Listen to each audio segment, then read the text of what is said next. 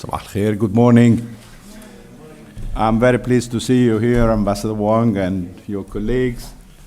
Pleased to see you as well, Ambassador of Armenia, and all of you. This looks like a very interesting conference, the first of its kind, I believe, here. Maybe in Lebanon, we've not had a conference that has this scope, and so many distinguished scholars.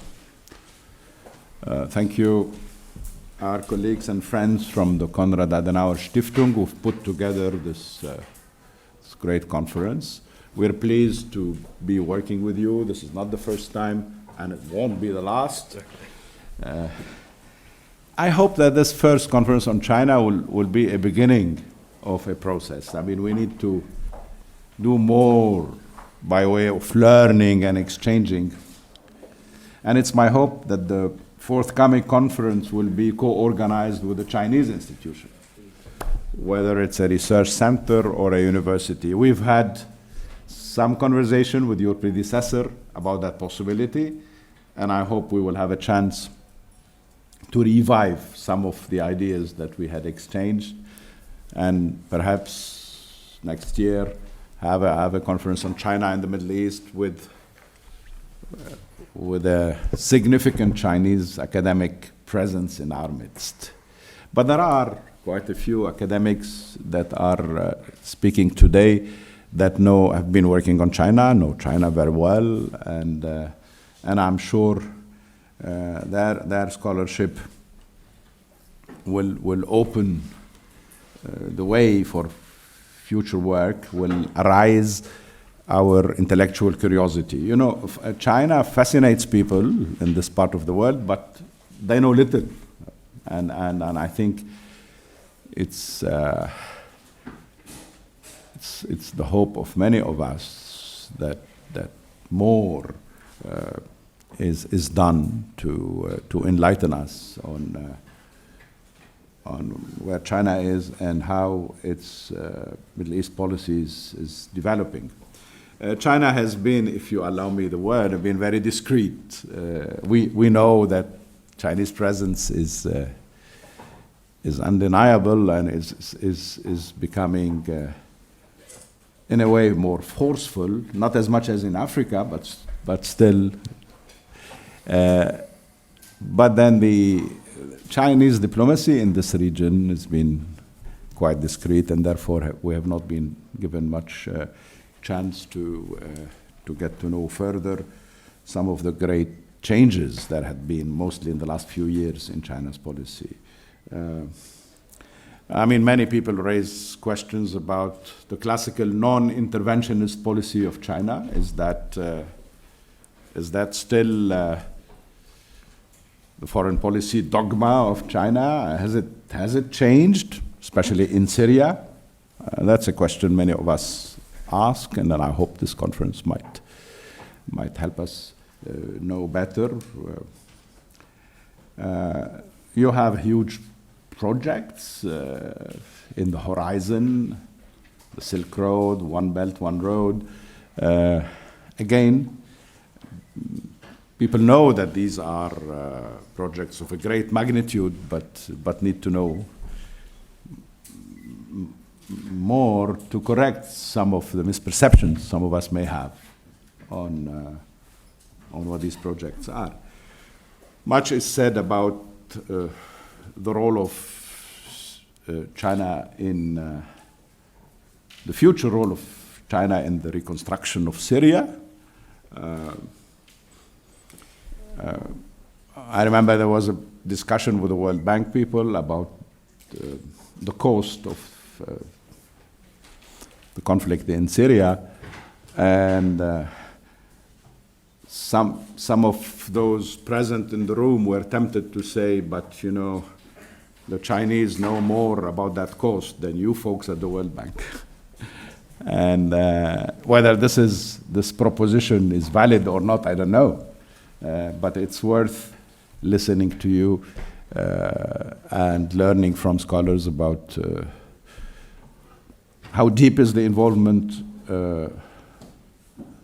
of China in Syria, not just in terms of political support to the Syrian regime, but how much involvement is there in Syria,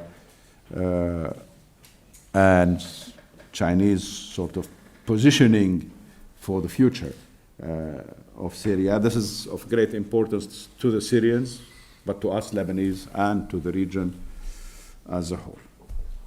I'm not going to preempt any of the interesting discussions you might have.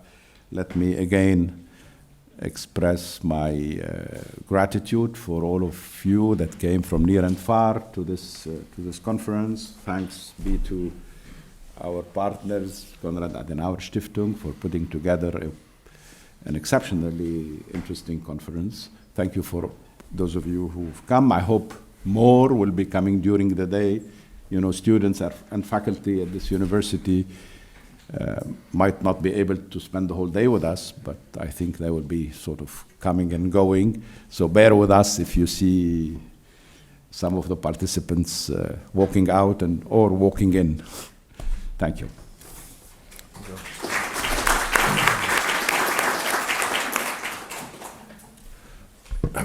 Honorable ambassadors, dear excellencies, dear Dr. Mitri, dear participants and guests, let me first take the opportunity to thank the Isam Fares Institute on behalf of Adenauer Foundation for their help in organizing the conference today. Our foundation is very proud to have you as a partner here in Lebanon, and we hope to continue this thriving cooperation in the future. Ladies and gentlemen, roughly 4 years ago, Chinese President Xi Jinping announced his ambitious plan of the One Belt, One Road initiative. Worth about $900 billion to date, the new Silk Road ranges from ports in Pakistan over gas pipelines crossing Central and Western Asia to high-speed railways in East Africa. As the largest overseas investment project that has ever been launched by a single country, the One Belt, One Road initiative is one of the most striking expressions of China's global ambitions and will lastingly alter interregional relationships and trade patterns. Due to its geostrategic location and political significance, the Middle East plays a pivotal role in the implementation of China's push to the West and its global aspirations.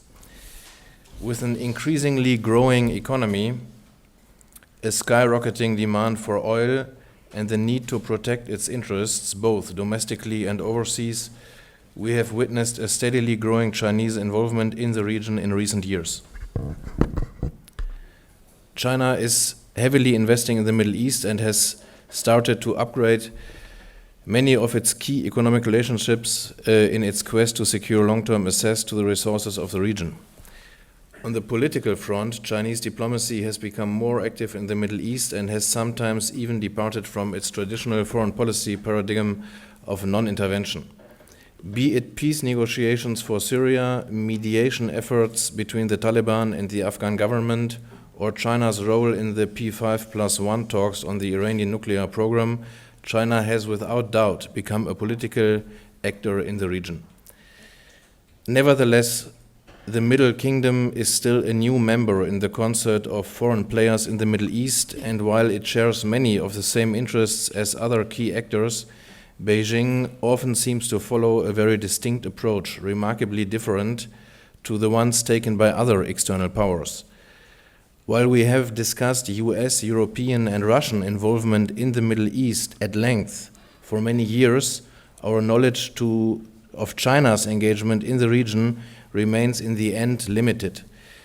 Given the unique nature of its approach and its growing regional and global influence, it is therefore of crucial importance for us to understand China's interests, aims, and strategies in the Middle East.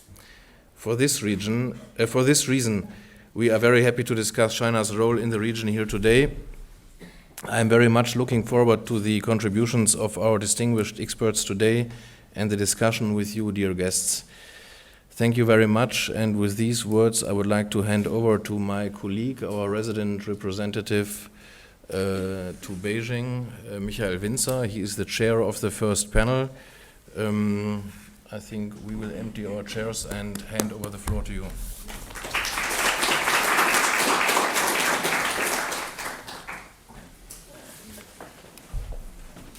Yeah, welcome to our first panel today. First of all, I would like to thank the organizers, the Isam Fares Institute of the American University, and my colleagues from the Konrad Adenauer Foundation here. It's a pleasure, or I'm very glad to be the chair of this first panel about the Belt and Road project and to see how this project is perceived here in the Middle East. I'm the head of the Konrad Adenauer Foundation's office in Beijing, in China, and of course for our work in China, Belt and Road is a very important issue. We have a lot of activities, conferences about the Belt and Road project because of course it has a lot of effects also for Europe and for Germany and also for our local Chinese partners. It's very important that we as a foreign political foundation in China work on this topic. In May there was a very big Belt and Road Forum organized by the Chinese government in Beijing. Delegations from more of 100 countries participated in this forum, among them about 30 head of governments, head of states participated in this forum. And this dimension shows that this project has a real global dimension and also that China is not a regional player anymore. It is a global player, and it also shows that the global challenges nowadays can only be solved with China. And therefore, once again, I'm very glad that we can discuss in this panel the Belt and Road project here from a Middle East perspective. We have 3 inputs.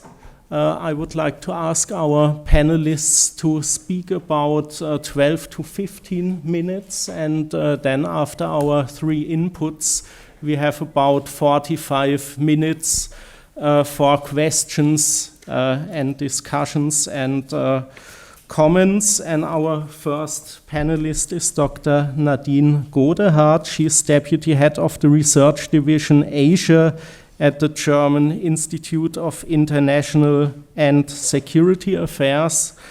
Her latest research was focused also on the Belt and Road Initiative and on China's role in Central Asia.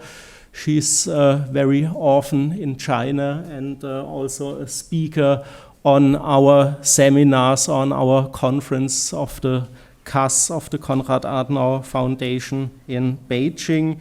And she will talk about China's vision of a multipolar world challenging Western dominance. And I think, she will give us a very good German-Chinese perspective on this topic. Nadine, thank you. The floor is yours. Yeah, thank you, Michael, and thank you to the organizers, particularly to Niels, who was my former colleague at SWP. I'm very happy to be here. I've never been here before, so it's my first time to the Lebanon, and I'm excited to hear all my colleagues.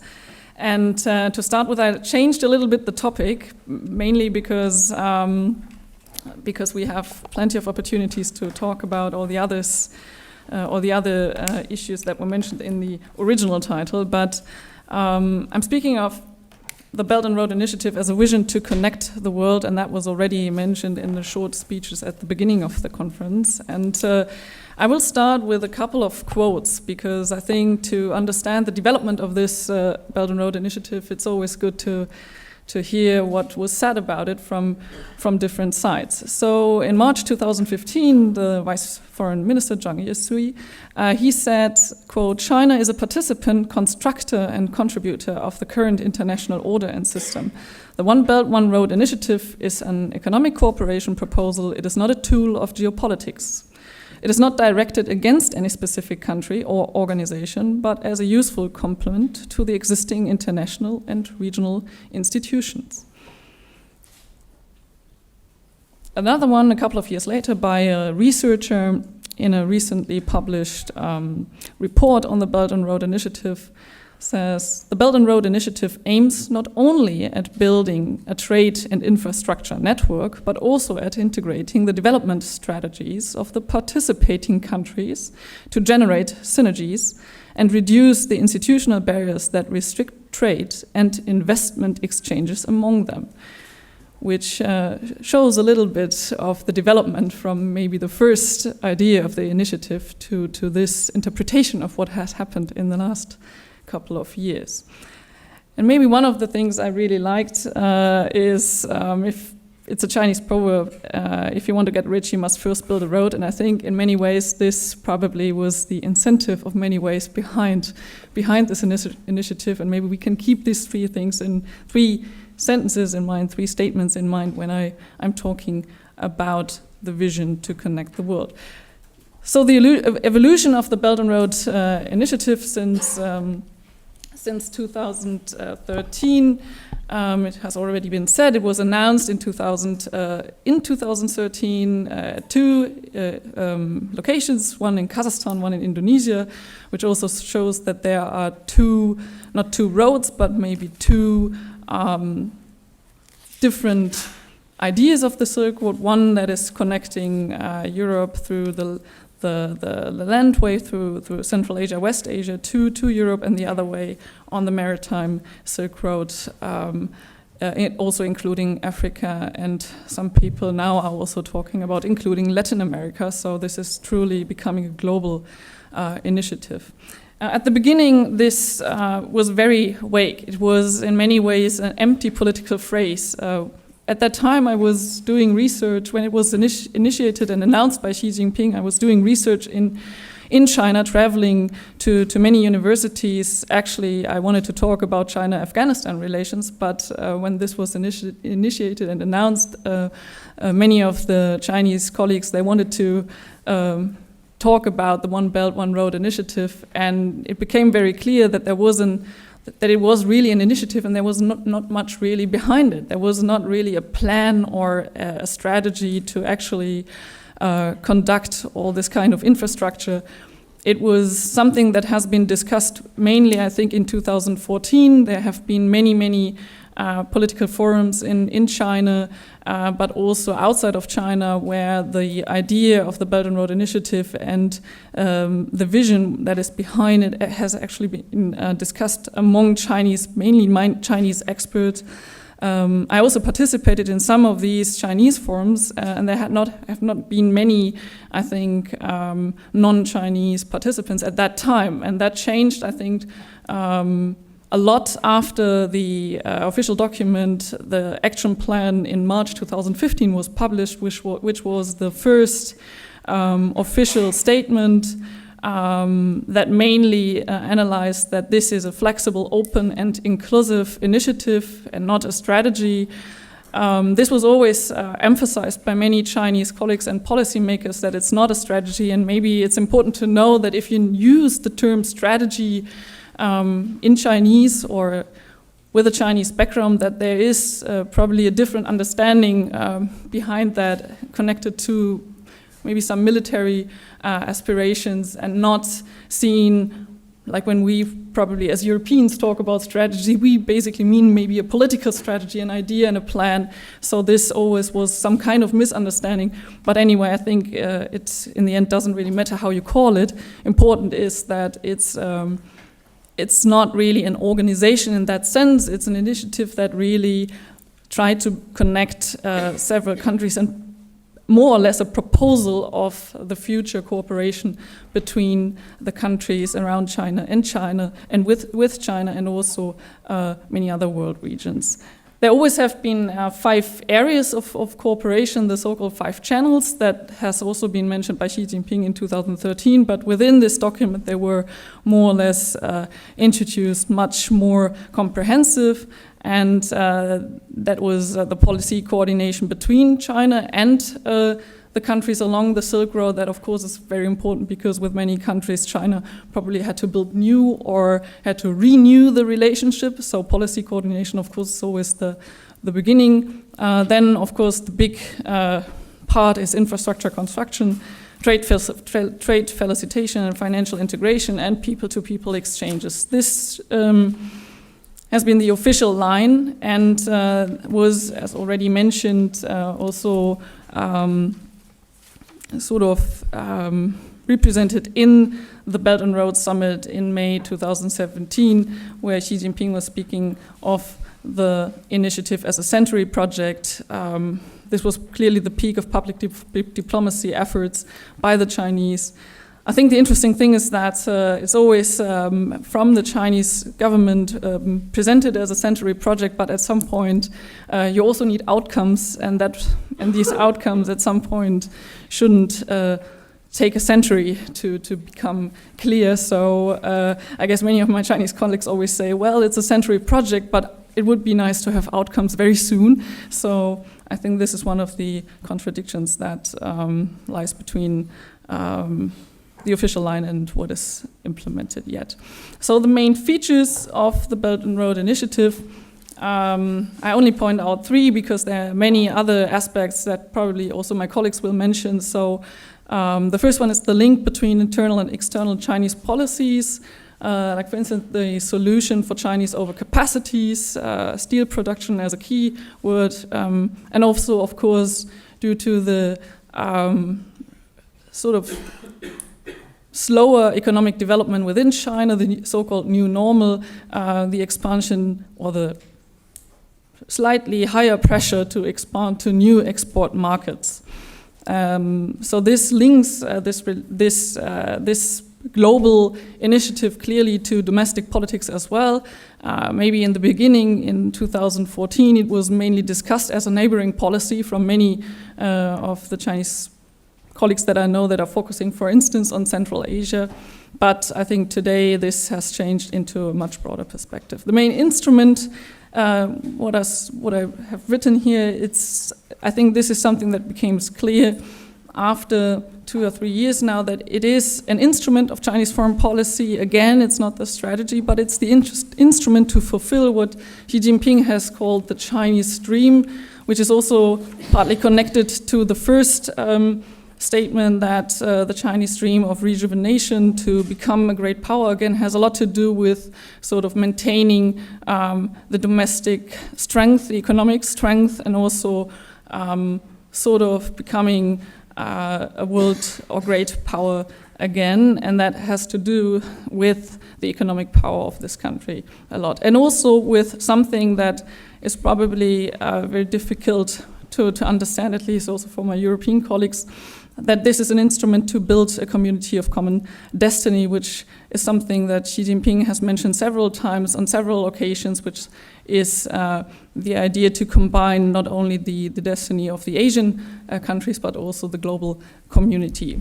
The third perspective could be that this is a Chinese approach to tackle the complexities of the world. These are comments that you hear very often, that there are no other dynamics in world politics, so that this initiative is the one that is actually facing the crisis in globalization that the world sees at the moment. I can use it.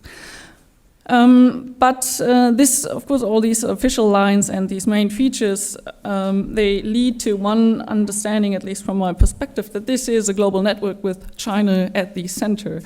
It's a network approach that builds on traditional Chinese understandings of order and the so-called core periphery relations. I'm not going into detail. If we can do this in the discussion. It's just that from my point of view,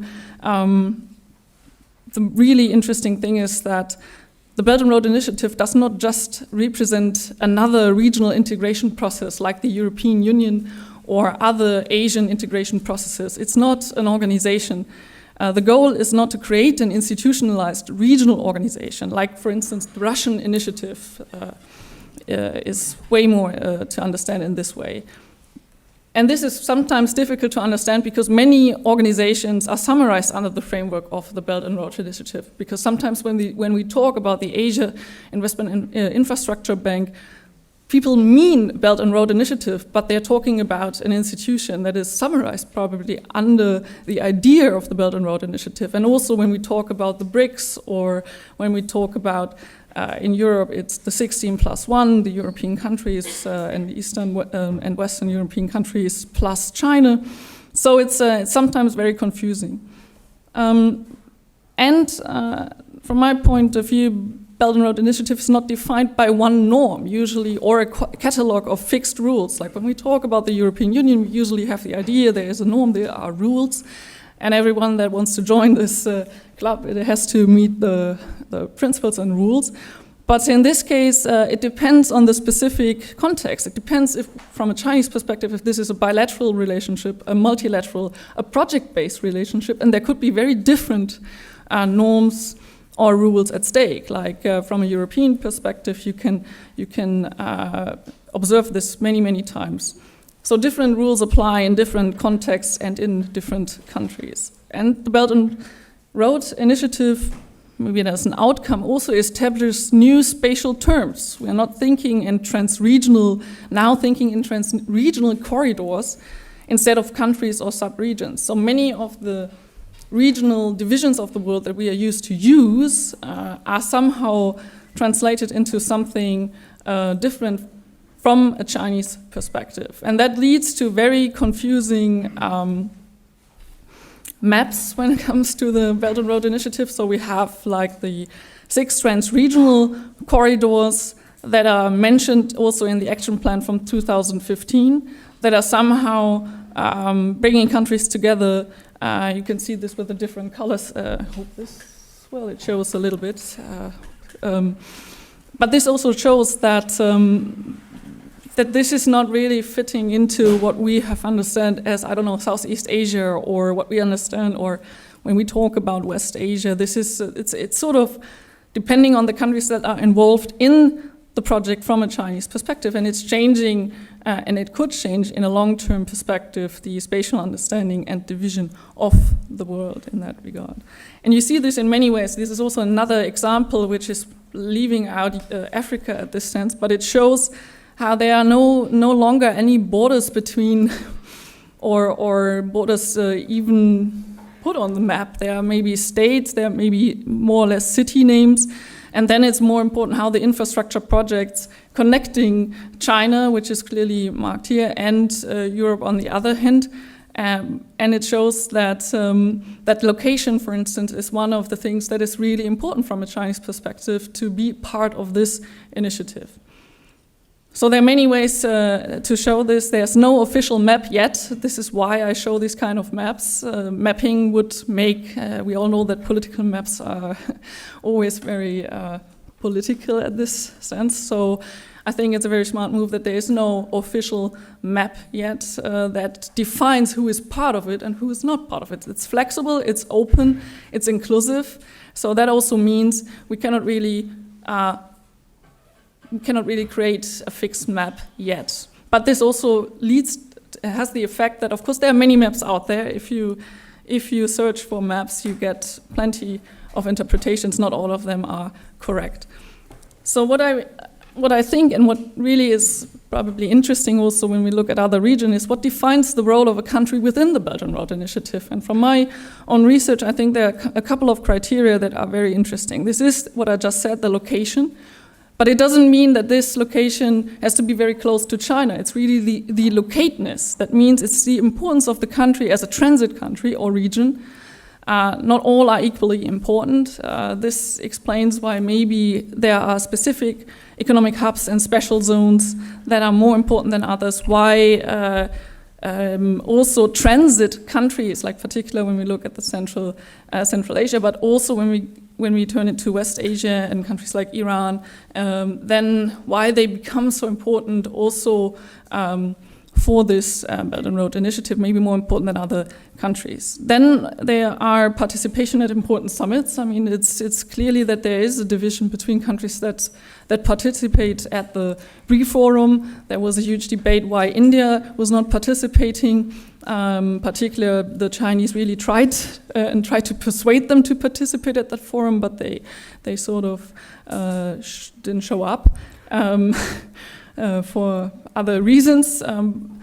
And also the involvement in organizations that are summarized under the Belt and Road Initiative, that are not only the institutions like the AIIB that were particularly created, but also already existing ones like the Shanghai Cooperation Organization, bilateral agreements, and rhetoric. I think, how many minutes do I have left? Okay. So what does this mean when we turn to the Middle East? Again, a quote on the first Chinese paper on Arab policy. China's proposed initiatives of jointly building the Silk Road economic belt and the 21st century maritime Silk Road, establishing a 1+2+3 cooperation pattern. To take energy cooperation as the core, infrastructure construction and trade and investment facilitation as the two wings, and 3, high and new tech field of nuclear energy, space satellite, and new energy as the 3 breakthroughs. And industrial capacities cooperation are well received by Arab countries. So this 1+2+3 cooperation was mentioned in this paper, and I think it really describes very well how the idea of the Silk Road as an initiative, as an economic network, so to speak, is marked with this description. That, of course, as I said, first you probably need energy cooperation, you need to build a road, and then you can develop much more sophisticated cooperation and trade relations. So when we look back to remember the criteria that I mentioned, what are the key state cities in the Middle East that are important to China when it comes to the Belt and Road Initiative? This is only a very rough overview. I think, again, we will discuss this the whole day, but from my perspective, it's not only to Xi Jinping's state visits, but it's Egypt, Iran, and Saudi Arabia, because they are frequently mentioned. It's due to the geographical location, the energy cooperation, but also including the discussion about renewables in the future, trade, for instance, in the automotive sector. Then Qatar and potentially Dubai as a financial hub for RMB internationalization. And although we are not really including this here, but from a Chinese perspective, Turkey plays a very important role, although this is somehow a neighbor to the interpretation of the region that we are dealing with today, but it's important as probably the end of a couple of infrastructure projects that are also going through Iran, for instance. And we can see this also in China's trade with the Middle East that has emerged tremendously. Particular with Saudi Arabia and also Egypt. I mean, this is due to energy cooperation, but there are also other regions, and it just shows that there is a development and a dynamic that has started way earlier, not because only of the One Belt, One Road initiative, but this is now sort of integrated in the idea of the Belt and Road Initiative, and that is always the important thing. Many things that have started earlier, even mechanisms or cooperation that has started earlier, is now seen under this initiative and is also integrated in this. And this leads to the fact that, from my point of view, China has strengthened, particularly its international discourse power. This is not an academic term, it's a Chinese official political understanding that has nothing to do with any kind of theory, but it describes very well the Chinese ability to define frameworks in which international, regional, and bilateral politics is discussed. And that is, I think, one of the main changes when we today talk about the Belt and Road Initiative, and this is also, I think, important when we look at China's role in the Middle East in the future. Thank you very much.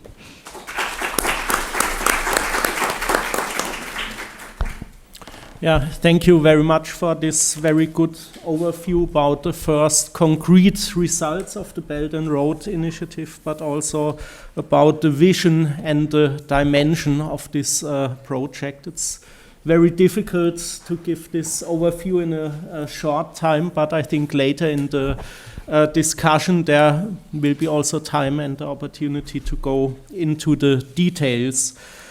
Our next input will be about trade interests, economic approach, and Chinese soft power.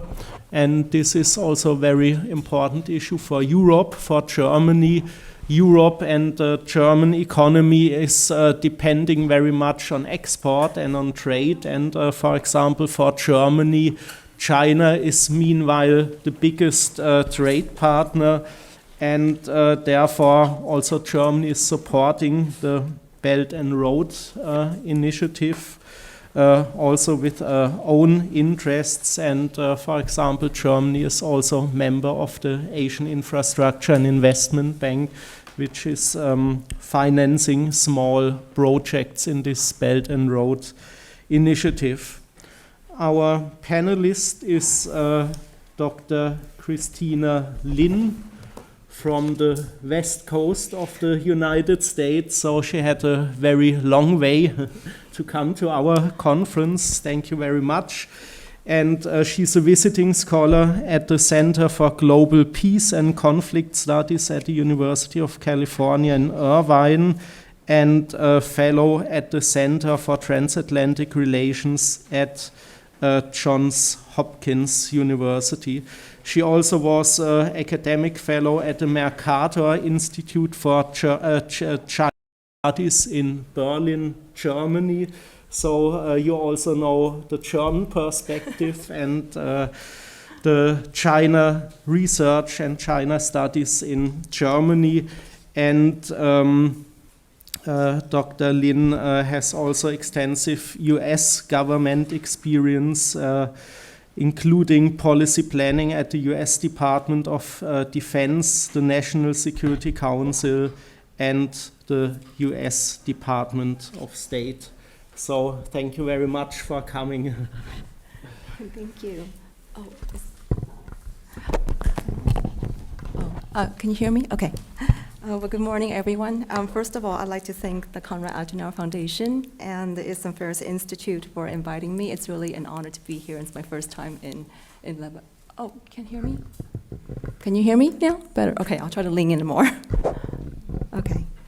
I've been asked to address China's trade interests in the Middle East and the region's significance on the One Belt, One Road, or OBER vision. So I'll first provide a brief outline of the OBER, its geographic reach and how it works. It's going to be a bit overlapping with Dr. Goldhart. And then examine China's interest in the Middle East with special regards to Saudi Arabia, Iran, and Pakistan. And then I'll conclude with implications of China's increased engagement in the region and how it could enhance China's soft power in the long run.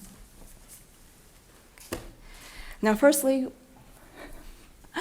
I'll delve into more what exactly is an OBER. Very briefly, as Nadine mentioned, it's a vision launched by President Xi in 2013 that seeks to integrate China with a Eurasian landmass through a vast network of infrastructure projects, energy pipelines, and telecom. Its geographic scope is quite large, covering some 65 countries, 4.4 billion people, or 62% of global population and 30% of global GDP. It consists of a land route, basically a land route called the Silk Road Economic Belt, linking China, Central Asia, Middle East, Russia, and Europe, and a sea route known as the Maritime Silk Road that begins with China's eastern ports and goes on to Southeast Asia, South Asia, East Africa, and then continues on to the Middle East and the Mediterranean. As mentioned earlier, this is just sort of a baseline, and there's room for additional countries to be on the map. And I also just want to clarify, let's see a second map. Although it's called the One Belt, One Road, which have led some people to believe it's just one corridor, the two main routes actually have a series of loops, branches, and various economic corridors, which is also mentioned previously. So these are the 6 main economic corridors. such as the China-Pakistan Economic Corridor or the China-Central Asia-West Asia Economic Corridor, you can see on this map. And actually in 2015, the Chinese tried to change the name to the Belt and Road Initiative, the BRI, to sort of clarifying things, but OBER seems to have stuck for now, so we'll use OBER, but just so you know, it's not just one corridor. How does it work? It's work in progress, as mentioned earlier, because OBER is more of a concept and a vision. It's not a practical implementation plan currently with the central clearinghouse. So it's akin to an umbrella initiative covering a potentially huge collective of current, planned, and future infrastructure projects, accompanied by a host of bilateral and regional trade agreements. The initiative is deliberately vague and fluid, which makes it easier to bundle in selected projects under the OBER moniker. And the Chinese to date, as mentioned, have not yet published a comprehensive list of all OBER-related deals. In 2015, China tried to flesh it out a bit and issued a paper that laid out the vision in the three parts.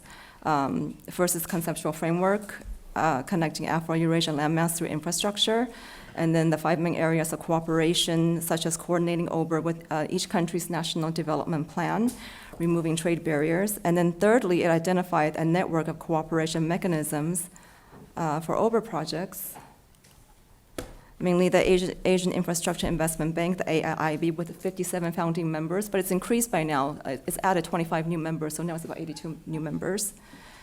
And US and Japan are also invited, but we're not members yet.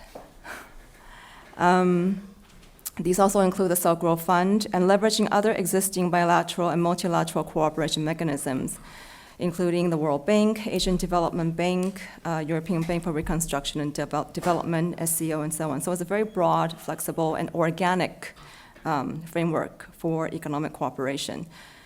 OBER is also China's long-term development strategy. In the short term, it's a way to offset higher domestic production cost and excess capacity, reduce transport cost, create new markets for Chinese goods and services, and as mentioned earlier, internationalize the Chinese currency or renminbi. In the long term, China needs to ensure it has timely, efficient, and secure access to markets and resources, given it is now the world's largest trading nation. Which brings us to the Middle East as the most important segment linking the 3 continents of Asia, Africa, and Europe. So what are China's interests in the Middle East? It is firstly a source of energy, providing more than half of China's crude oil imports. It is also a hub for market access in Europe and Africa, where EU is China's largest export market. And then the region is also a forward front for counterterrorism, especially for China and other Asian states that continue to depend on the Middle East for energy supplies, such as Taiwan, South Korea, India, and Japan. Basically, they need regional stability and security of supply lines. Energy-wise, China is now the world's top crude oil importer, with GCC, Iran, and Iraq accounting for 60% of China's imported oil. If you can see on the chart, 6 out of 10 top oil suppliers to China actually come from the Gulf region. And trade-wise, China's top 3 trading partners in the Gulf region are Saudi Arabia, the UAE, and Iran. Bilateral trade last year with Saudi Arabia was more than 70 billion. The UAE at 46.3 billion, and Iran at 31.6 billion. However, the current Saudi-Iran rivalry is a challenge for China, given they're both top oil suppliers, and they're strategically flanking the Persian or Arabian Gulf and the Strait of Hormuz.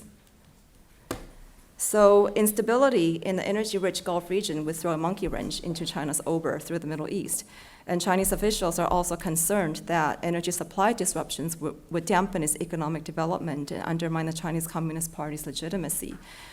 Since reliable oil supplies are key for China, it would try to build a firewall between Iran and Saudi Arabia. And the fact that China is a steady demand market for the long-term supply contracts means Beijing has some influence to help reduce tensions. As such, we witnessed China step up its regional profile last year when President Xi visited Saudi Arabia, Egypt, and Iran, and released its first Arab policy paper to signal its intention to increase engagement in the Middle East. It's also trying to balance ties with both Riyadh and Tehran. In March, Beijing signed $65 billion worth of deals with Riyadh and intends to coordinate OBER projects with Saudi Vision 2030. While in June, China backed Iran's admission to the China-led Shanghai Cooperation Organization, the SCO, and recently extended a $10 billion credit line for infrastructure projects. Geography matters, and Iran is an important node of the Ober by virtue of its geography linking Central Asia with South and West Asia, while Saudi Arabia is a leader of the GCC and also a key oil supplier. I also want to mention Pakistan, which is closely linked to the Gulf region and site of the Ober flagship project, the China-Pakistan Economic Corridor, currently valued at $62 billion.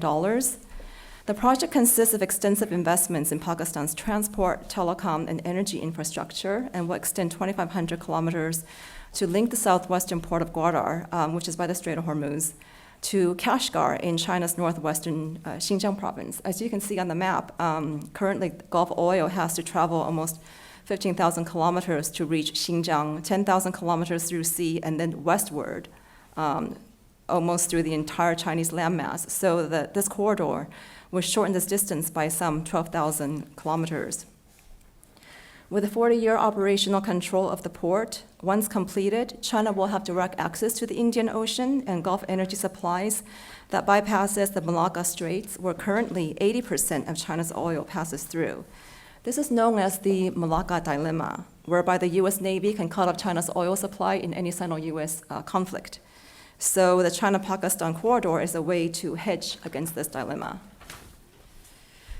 The corridor would thus enhance the security of energy supply lines to China, but of course there are no guarantees. China would still need to step up its security footprint, whether establishing new naval bases by maritime choke points, such as the base in Djibouti or eventually Gwadar, and I think Professor Wu would cover more of this in depth in his presentation.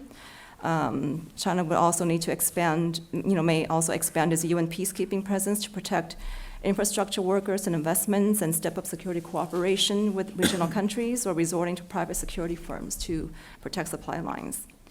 What do these countries get in return? In return for cooperating in Ober projects, countries receive preferential financing in terms of grants, interest-free and concessional loans, and other forms of government funding. They also receive a full development package to stimulate their economy. Take the UAE, for example, China's second largest trading partner in the region that handles 60% of China's re-exports to Europe and Africa with an estimated value of $70 billion a year. In July, China signed a $300 million deal to develop a manufacturing operation in the free trade zone of Khalifa Port on the heels of China's COSCO shipping, winning rights to develop and operate a new container terminal there for 35 years. While most shipping companies, such as Denmark's Maersk, Switzerland's Mediterranean Shipping, or Dubai Ports, they only operate terminals and ports on foreign terrain as shipping-centric operations. China differs in that they also open new ports and invest in adjoining free trade and special economic zones and other development initiatives, so that the host countries get the whole development package. Moreover, even if Abu Dhabi doesn't directly economically benefit from these projects beyond the initial investment capital, they can serve as catalysts for other projects to grow up around them. For example, factories need local suppliers and workers, etc. The idea behind these places is for them to become international hubs of transport, production, and commerce, and bring in investments from various countries around the world. And as such, this could maybe work in Lebanon, with an eye towards Syrian reconstruction.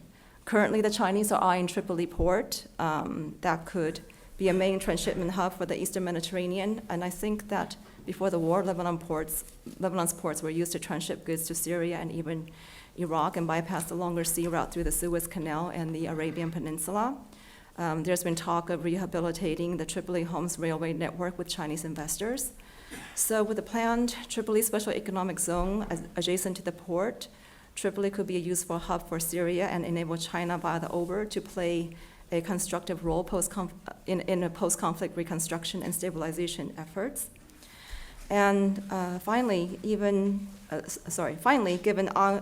ongoing regional security problems with terrorism, economic woes, and the need for immediate infrastructure, investment, and trade, China's Ober offers quick economic relief. Sorry, I forgot to, here's, this is the train track.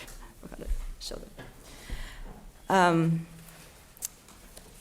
So China's Ober offers quick economic relief in this region. And over time, as China becomes a more significant geopolitical actor in the Middle East, regional countries will become more dependent on Beijing for their trade and investment relations. China's increasing economic soft power will in turn reduce their dependency on the West and broaden their foreign policy options that may not always align with US and EU interests. While this will somewhat reduce Western leverage over the region, it increases regional countries' freedom of action to diversify and engage with more economic partners, which is not necessarily a bad thing. Non-Western countries' projects don't necessarily mean that it's anti-Western, it just means that it's non-Western led. The 2016 EU strategy on China called for Brussels and Beijing to work together in the EU's eastern and southern neighborhoods to encourage rules-based governance, sustainable development, and regional security.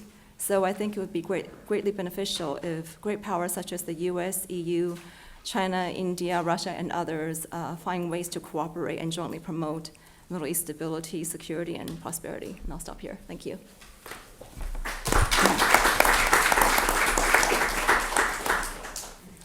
Yeah, thank you very much for your input and for this overview about the economic perspective of this project, of this initiative.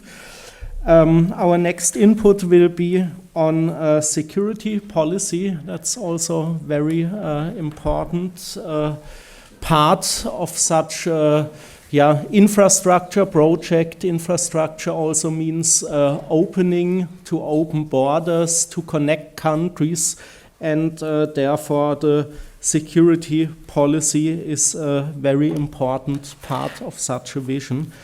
And after one speaker from Germany and one speaker from the United States, we now have a speaker from China. It's very good and important if we talk about Belt and Road also to hear a Chinese perspective.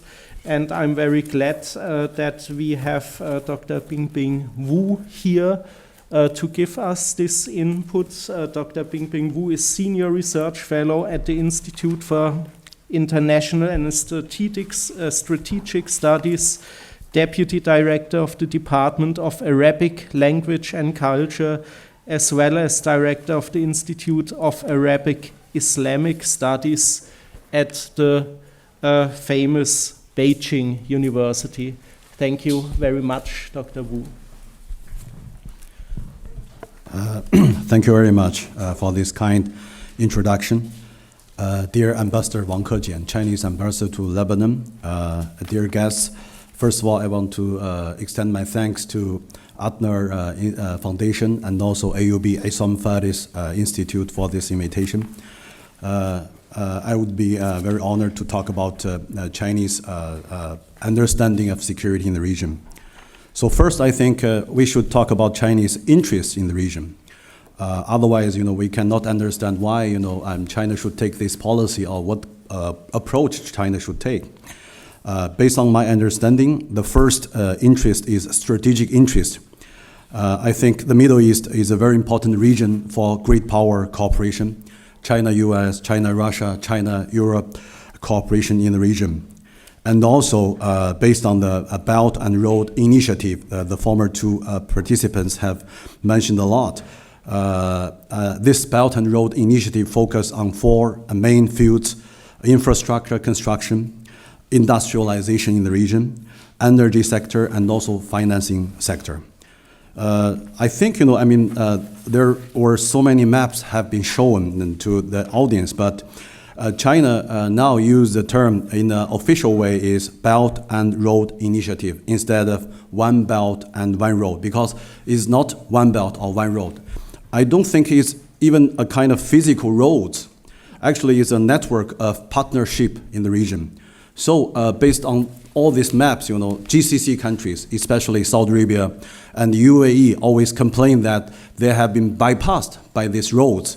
So if we understand this Belt and Road Initiative as a network of projects, no one country in Asia and Europe continent, could be bypassed. So I think, this term, Belt and Road Initiative, is very important, is very accurate to reflect the content of the initiative. And also, we don't think it's a strategy, it's an initiative, because it means, China should negotiate with the other countries, discuss with the other countries For example, in Kuwait, they have a 5 islands development project and also Silk City project. So it means, it's not Chinese unilateral strategy, it's a bilateral discussion process. So that's why I think, this Belt and Road Initiative just accurately reflect, all these dimensions. The second interest is political interest. China, as a permanent member of UN Security Council, has a responsibility to respond to different issues in the region, and also in many issues, related to China, such as South China Sea or sometimes Taiwan issue. We still need to get support from the countries in the region. The third interest is economic interest. We all know that the Middle East is a huge market, not only for the Chinese products, but also for the construction contract, and also a very important region for investment. All this main field of infrastructure, industrialization, energy, and even financing means we should have more joint investment, in this region. And the fourth interest is energy interest, not only oil, but gas. China has imported more than 60% of its oil from abroad. And nearly 1/3 of all this oil consumed in China comes from the greater Middle East. And also natural gas. China also imports a lot of LNG from Qatar and also from other countries, but this is a very important region. And not only the traditional energy, also new energy and renewable energy like nuclear energy and solar energy. I think China would like to have a very deep cooperation with the countries in the region. So these are the 4 main interests of China in the region. And second issue, I want to talk about the main threats to the interests. The number one threat is the confrontation between major powers in the region. We can never forget how Al-Qaeda and this Mujahideen movements, emerged in Afghanistan based on the bilateral confrontation, the Cold War era. So I think this confrontation between great powers in the region would produce a lot of instability and crisis. The second main threat is the instability and crisis and civil war in the region.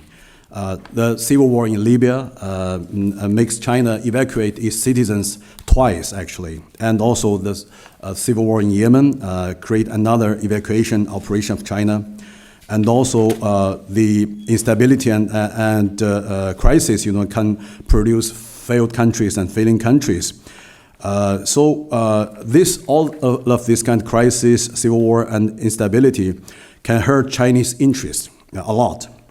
The third main threat is the terrorism and extremism in 3 dimensions. First, it threats directly Chinese interests in the region, like Chinese people, Chinese infrastructure, Chinese companies, Chinese investment. Like in Iraq last year, 1 Chinese citizen was killed by Daesh. And also this extremism and terrorism can attract some Chinese citizens, to join some of these organizations like TIP or ETIM. And also this kind of, fighters can return to China. There's a possibility of that. And also these fighters, can move to East Asia. The neighbors of China is another threat to China. For example, to Central Asian countries, Afghanistan, Pakistan, even Philippines, Myanmar, or Bangladesh. So I think to face these threats, the approach to deal with these threats, there are several points we can observe through Chinese activities. Number one, the cooperation of major powers and great powers, like China-US cooperation, like China-Russian cooperation, China-European cooperation. As Chinese President Xi Jinping mentioned in his speech in the headquarters of Arab League last year, he said there's no vacuum in the region, actually. China doesn't want to seek to fill any vacuum, doesn't want to find any agent, and doesn't want to seek any sphere of influence. For example, for the maritime energy transportation route, I don't think China will try to replace all the other powers, to offer its own system of guarantee. And also think about, the crisis. There's no one great power can find a solution of the crisis in the region, in Syria, in Yemen. So it means the cooperation between great powers in the region is necessary. The second point is China will be very happy to support the construction of strong state. Actually, the failed state and failing state is the real problem in the region, and all the security should be offered by the country themselves instead of great powers outside the region. So it means, a strong state is necessary for the security in the region. Based on Chinese experience, development is crucial to any strong state. Even for the deregulation or counterterrorism, if we want to make these efforts, successful and sustainable, without development is nearly impossible. So different countries can do different things. Maybe some countries would like to have military operation against terrorism, but for China, our advantage is, to help these countries to develop its economy, to create jobs for the youth, and to offer hopes for the people. And in this way, we can reduce the potential possibility of terrorism and extremism. And I think this Belt and Road Initiative would contribute a lot in this sense. The third point is the lack of regional security and economic cooperation mechanism is a big problem. The countries don't trust with each other. So how to create efficient mechanism of regional security arrangement and also regional economic cooperation is crucial. Based on Chinese understanding, there's no absolute security for any country in the world. So 3 years ago, in the CICA summit, President Xi Jinping also mentioned the new concept of security. So China tried to promote common security, comprehensive security, cooperative security, and sustainable security. So it means, a kind of collective security arrangement in the region is necessary. So, for example, BRICS, in the last BRICS summit in Xiamen, China has invited Egypt to participate in the conference. So this BRICS Plus could be a mechanism, and also SCO. Turkey has become an observer of the SCO, and some other Middle Eastern countries also, seek to be a part of SCO, and also AIIB, Asia Infrastructure Investment Bank. Israel, Iran, Saudi Arabia, Egypt, all these Middle East countries are members of this bank. It means these countries can sit down together in China to talk to each other.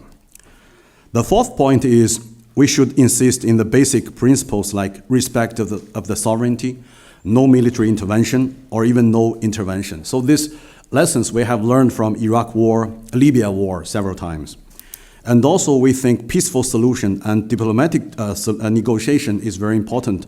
So, some scholar has mentioned the Iranian nuclear deal, I think is a very positive result of this kind of efforts. And also it can be some example to a solution for North Korean nuclear issue. The fifth point is China certainly, want to have capability construction. We have noticed that Chinese Navy is a part of the counter-piracy in Somalia. This is actually the first time for Chinese Navy to be deeply involved in this kind of international military operation in Blue Sea.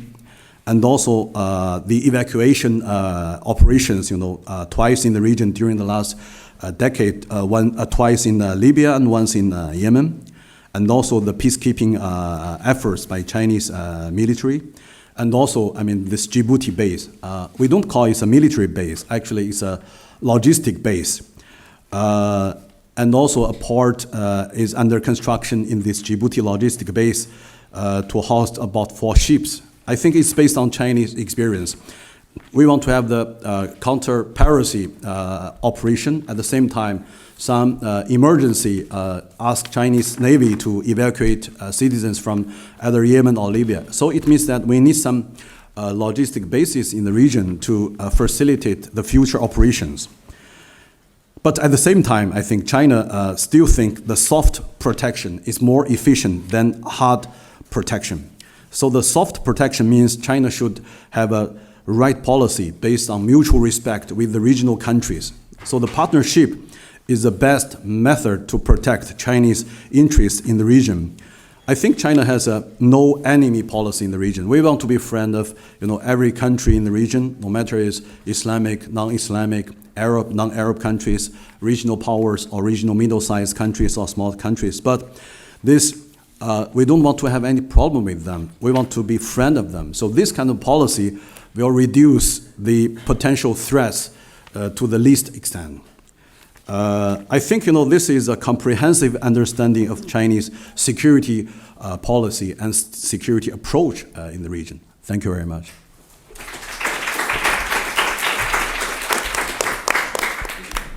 Thank you very much for your input and for this overview of also of the new formats like BRICS plus SOC and others, and also for your assessment of the security policy in connection with the Belt and Road Initiative. I think after these three inputs, there are a lot of questions, comments, and therefore I want to open the floor now for discussion.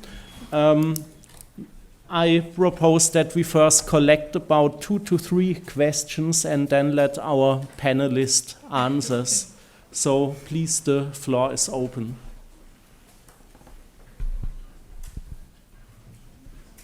Yeah, please. Get a microphone, yeah. You mentioned renewable energy, that China has interest to invest in renewable energy like solar energy and nuclear energy in the Middle East. I just need to understand what role can China have in this regard. Is it to provide Chinese technology to the Middle East countries, or how can we do this? Good, thank you very much. There is another question. Good morning. I'm Fadl Saleh from the International NGO organization, a safety organization. My question is to Dr. Wu, and it's specifically about the Middle East policies related to China or in general. So what we have noticed is that China has had a bandwagoning strategy in terms of security, bandwagoning with Russia, in terms of the Security Council, and specifically about Syrian affairs.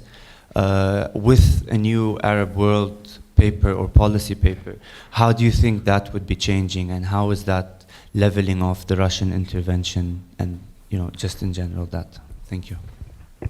Good. And third question, yeah.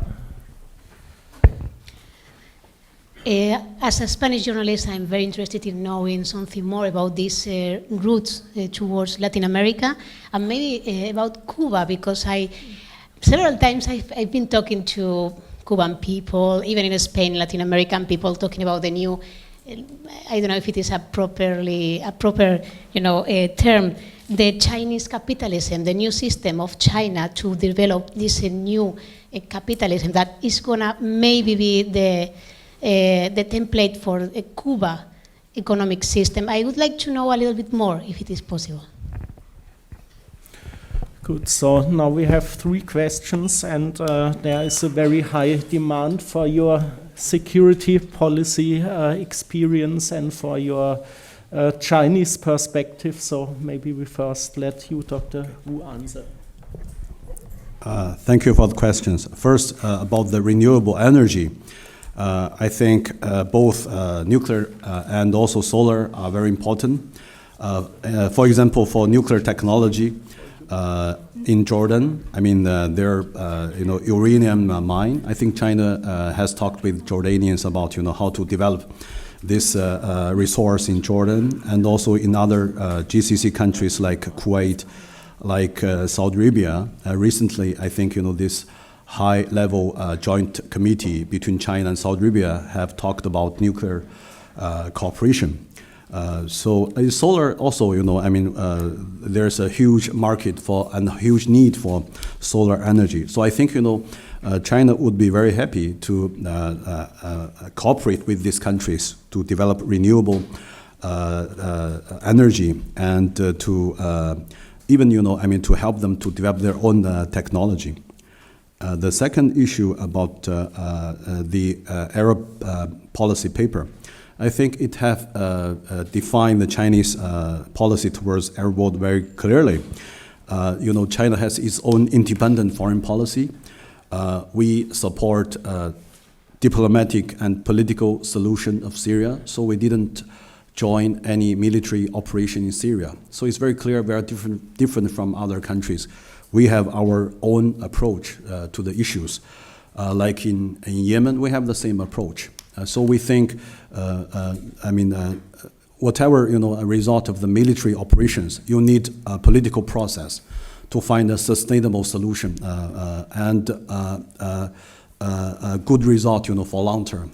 It's not a short-term solution. Thank you.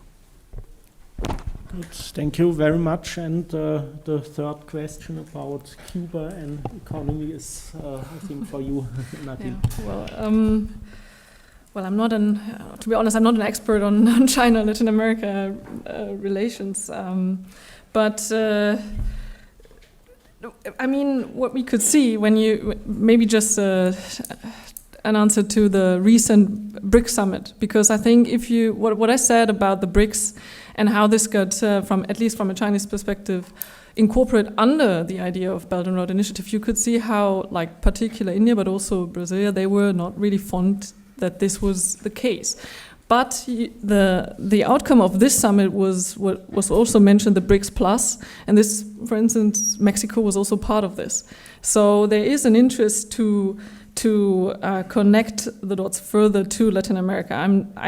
I don't know specifically about Cuba. I'm sorry about that, but I wanted to add something to the solar and wind energy, because there is a huge technology in China on solar panels, and there are many huge wind parks. So the technology, particular regarding these two areas, is there, particular solar panels, and I think there's a big field in Egypt. So that is really something, and I think they have the goal that renewables will be 10% of the energy mix in the near future. So, and this means it is a lot, because if you fly over Xinjiang, you can see huge wind parks, and including this into the power grid system is really a challenge. This is something Germany also has struggled with for quite some time, and knowing this technology is something that is, I think, very important for this region, particularly Saudi Arabia, that has a huge interest in this, but also other countries. So this is something that where I think this cooperation could be very interesting in the future. Oh, can I add something? Yeah, I also want to add something to the energy, not specifically on solar, but China's cooperating quite a bit on high technology and innovation with Israel. So they're getting a lot of renewable technology, green tech, agri-tech, a lot of technology and know-how from Israel, which then they cooperate with other countries. So it's kind of interesting to see the pipeline. Good. Okay, I see further questions, so maybe we can start with the ambassador.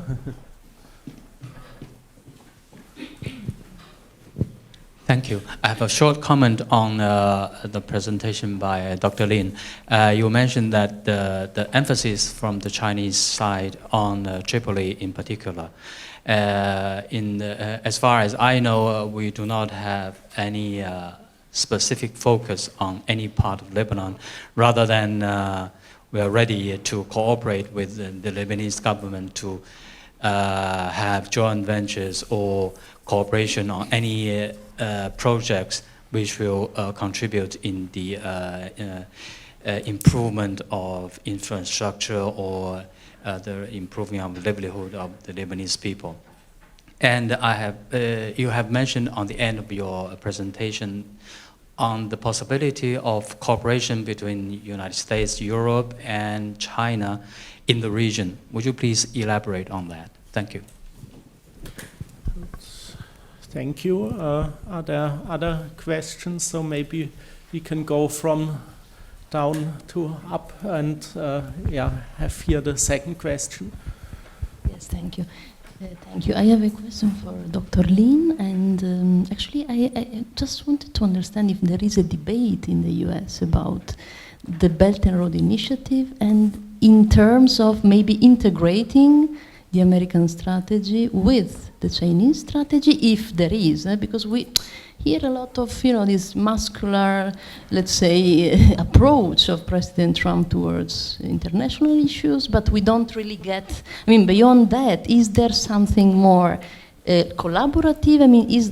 is there an effort to go a bit beyond and maybe try to integrate the yes, because actually there is also Japan and South Korea who have similar initiatives, and I'm not sure if there is a cooperation, but I think something is there. So this is why I'm just curious to know about the US. And then for Dr. Wu, I would like to ask if, in terms of military approach, which is actually very interesting, the new approach of China, which actually excludes the military intervention. But as far as the interests of China will grow all over the world, including Middle East, will it not be necessary at a certain point to consider to use the military force to protect interests? As far as, in time, in the mid-long-term perspective, will it not be necessary? This is just a question to you. And then to Dr. Godard, I would ask if you mentioned the center-periphery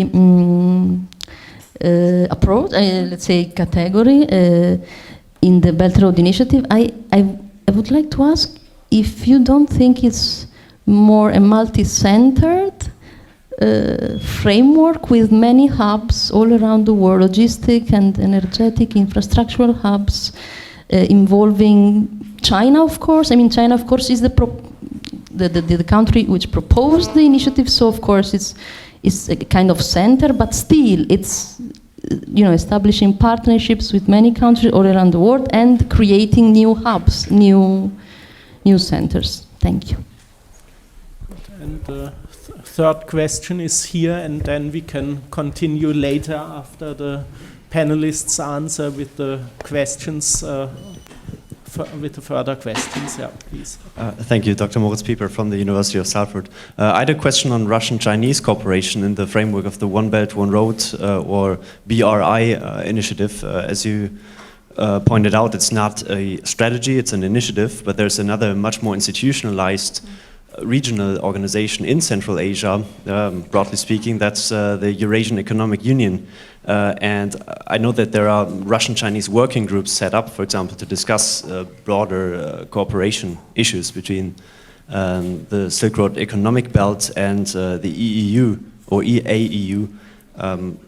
Interestingly enough, Armenia, Belarus, Kyrgyzstan are not invited, so it's a Russian-Chinese working group. So have you heard of any outcomes of these working groups or any sort of progress in that direction?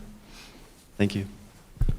Good, thank you very much. So we have, as I see, 2 questions to Christina, so then we start with your answer or your reply, please. Okay. Well, first I'll answer on whether there's U.S. coordination with BRI. No, not yet. Initially we tried to boycott, our allies from joining AIIB, and because it's not U.S.-led. But again, as I said in my conclusion, just because it's non-Western doesn't mean it's anti-Western. I think that we should find ways to coordinate, and there's a real infrastructure investment gap in Asia. There's the Asian Development Bank estimated $8 trillion legitimate infrastructure investment gap that the ADB and the World Bank can't cover. And so this is a way to fill that gap. It's global development. And so I think U.S. is warming up a little bit. The former CIA director, Jim Woolsey, said that it's a strategic mistake not to join the AIIB because the Obama administration tried to boycott it. But Trump administration, there's a lot of sort of, harsh rhetoric, about bombing countries, what have you. But he does want job creation, and he's interested in trade. So he sent a low-level delegation to the Belt and Road Forum, and the invitation again is open. AIIB is inclusive. It's not, it's not like the Marshall Plan. It's not exclusive, saying you have to have a certain type of governance. You must be democracy in order to join. It's just sort of open to all types of different governance systems. It's open to the AIIB has an open invitation to Japan, to the U.S. And again, there were 57 founding members. It's very inclusive. It includes Israel, and it includes Iran, it includes Saudi Arabia. And 25 new members have joined, so former, some allies that didn't join initially, they joined anyways eventually. So, and I think that AIIB has done quite well in the past, year or so, because we were worried about governance and environmental standards, but they ended up co-financing with a lot of other international financial institutions. I mean, the president of AIIB is actually has a lot of experience with the World Bank and the Asian Development Bank. So they ended up co-financing a lot of these projects with European Bank for Reconstruction and Development or the Asian Development Bank. So they did due diligence with environmental and social impacts on these projects. So I think AIIB and these standards getting up to par, and so the U.S. is beginning to warm up to it a little bit, but right now there's no formal coordination. And then on the EU, very briefly on the Tripoli port. Yes, I understand that China's interested in investing in Lebanon in general, in the Levant. I read in the press about sort of focusing on Tripoli port, which is kind of focusing on that just because it's geographically very close to Syria. I know China hasn't designated, specific projects, but there's just some talk. I just mentioned that I read there's some talk about Tripoli port, which seems to be, a quite viable sort of hub, but potential future hub for, with the eye towards Syrian reconstruction. And in terms of ways for EU, US, and China to cooperate in the Middle East, the reason why I was in Berlin last year at the Mercator Institute was because, the OSCE, the Organization for Security and Economic Cooperation, the chairmanship was the German chairmanship last year, and Steinmeier was interested in coordinating with China on Syria and other issues via the OSCE.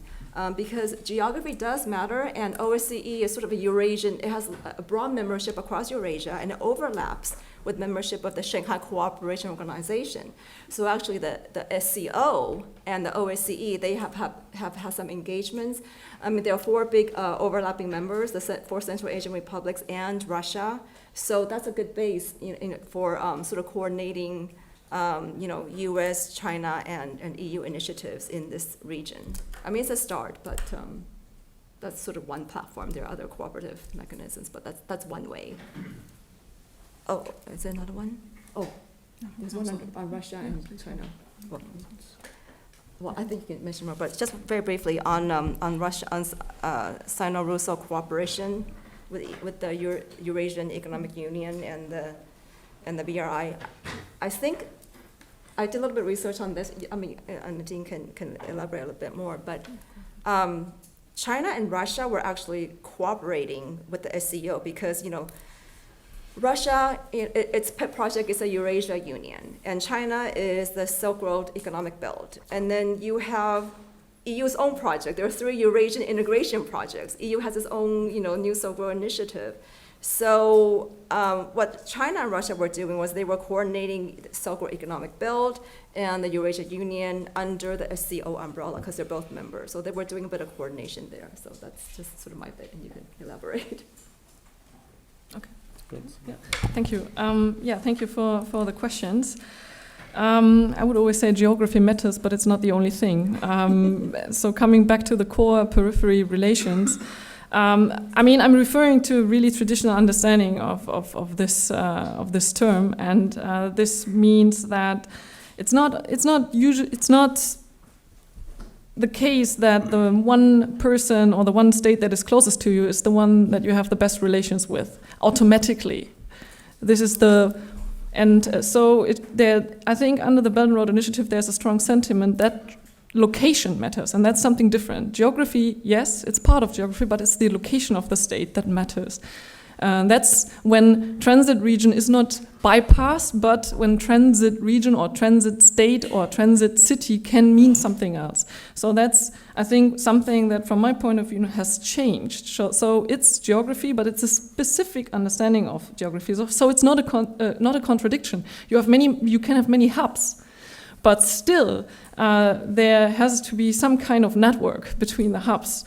So, and I think from this understanding at least, there will be a center, but it doesn't mean that this is hierarchically.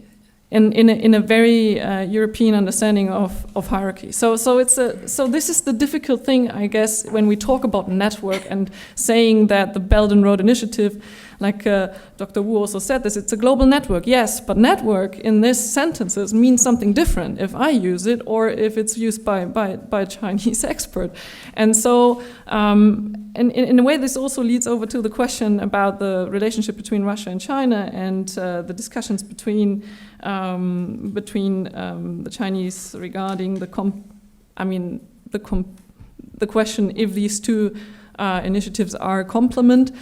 In a way, it shows you have discussions between Russia and China through the SCO framework. You have discussions through during the BRICS. You have discussions through maybe talking about areas of cooperation using the East Eurasian Union. So there are many different frameworks where you probably have different outcomes. This is what I meant with there's not one rule or one norm that defines every relation within this framework. So this is what makes this so complex in the end and maybe so difficult to understand from a European side or maybe also from the Middle East, because there are several levels. And even the AIIB, it's a different framework and different rules apply. So it's difficult to say that this is a strategy to rule the world or something, but it's definitely something that is using a different approach.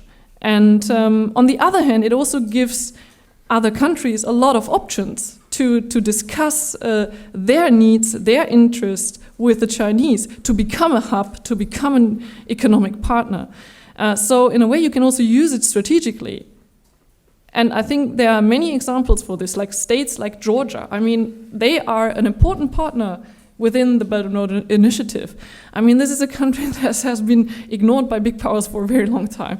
But within this framework, it sort of has a stand. And this is the option also for countries like Lebanon, like you said. I mean, you can use this strategically. And that is, I think, the interesting dynamic of this framework, with also a lot of dangers, because there's always a core to a network. Good. There was also a question for you, Dr. Yeah.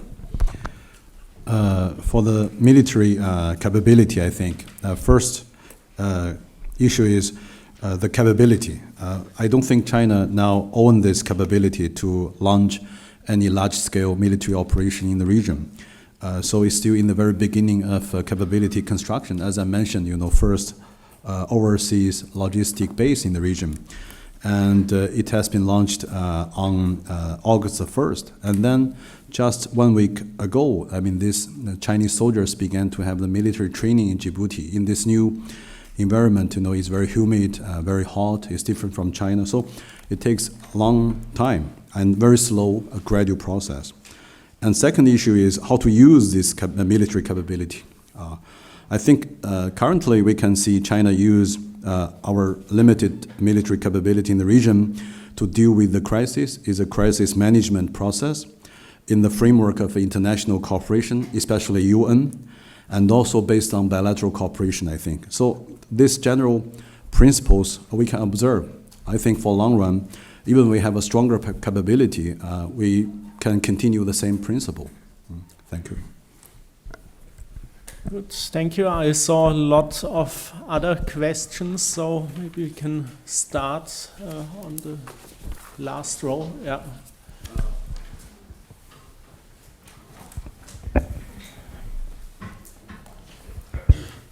My name is Abdullah Rafiq. I'm an independent writer. I want to ask Dr. Bingbing. Qatar and Yemen are trade partners and friends of China. How is the embargo on those two countries viewed from China, and what China could do to change this? Thank you. Qatar and Yemen, right? Yeah, it was Qatar and Yemen. Okay, good. Then maybe here, yeah. Isam Faris, Khalil Isa. It seems to me that maybe we can view the BRI from another perspective. Maybe nobody touched upon this, but maybe it could be a phase where the Chinese economy and capitalism reach a phase where you have like so much surplus capital and they have to manage it in a way that doesn't that is not that gets them profit. So in a sense, BRI is, as I have heard here in the different panels, is mentioned as it was was created in the heads of the Chinese, just the Chinese leaders. But we can see probably maybe it is also like a pressure on those leaders that they have to manage this. And in this sense, RI as a network becomes more of a necessity, and not as much as a idea that they would have loved in other conditions to do. So here, like maybe Professor Goodhart would maybe answer this idea of if the Chinese are doing all those construction and deals everywhere and trying to have all those multilateral, bilateral connections, how much they would be seeing the military, the fact that they may have to use military force and military bases at some time, like Dr. Alessandra said, as a problem, not as something good. Because once you start putting military, you'll have costs, your profit will decrease, it is a burden. In this sense, you can see like a comparison, let's say, with the German economy difference with the US, where you don't have like a military pressure on the Germans' economy. We have more like economic just expansion and influence, rather than that, and then of course your influence, diplomatic and so on, gets from that economic perspective. Rather than you have like in the US and NATO, where you have also like all those costs and military and so on. So maybe the Chinese wouldn't necessarily be inclined to go in this route. Maybe, I mean, just thinking. Then the third question here, yeah. Yeah. Thank you. Thanks, especially Mr. Wu, for clarifying about the Belt and the Road Initiative, like it never bypass any city or state in the world. I would here like to ask about, can we see soon the China Ocean Shipping Company in any ports in Beirut, Tripoli, or any in the Levantine, and in the Levant ports, the same as happened in Greece? Can we see any construction soon, not just for the reconstruction of Syria, but for shortening the distance between to South Europe and North Africa? This is the first question. Second question about the energy. Is there any plan for the energy regarding not just as being a market of solar or any of these technologies, as is there any plan for a technology transfer to the Middle East, especially by schools or by training such schools or some institutes? Especially, I'm like kind of one result of these schools who went from here to there and something like that. Thank you. Good, thank you very much. Now we have 3 questions together. Maybe for the last question also the Chinese ambassador could help with an answer. But yeah, there are 3 questions, or at least 2 for Dr. Wu, and then maybe we can start first with the answers from Dr. Wu. I think the questions related to Lebanon should be answered by our ambassador. He's #1 authority here, the voice of China. So, I mean, for the issues of Yemen and Qatar, I think Chinese idea is very clear. De-escalation, do not, escalate the tensions.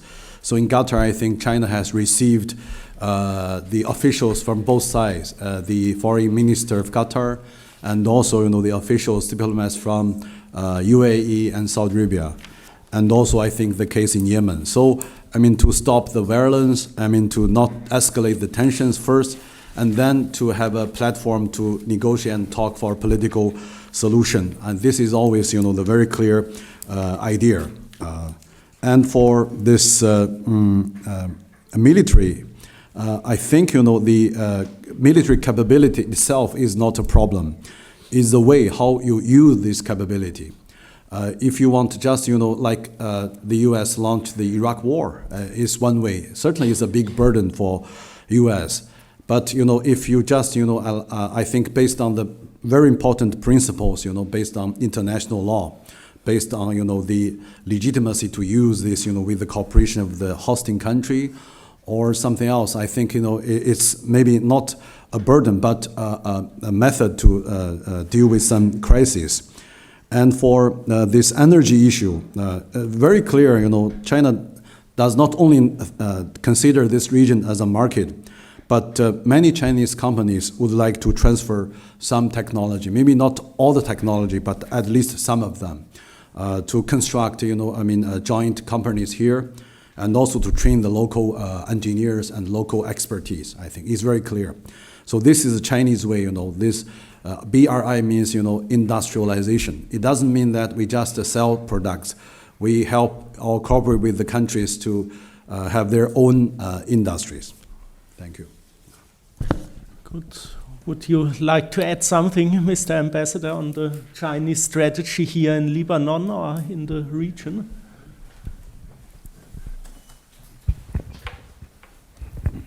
Thank you.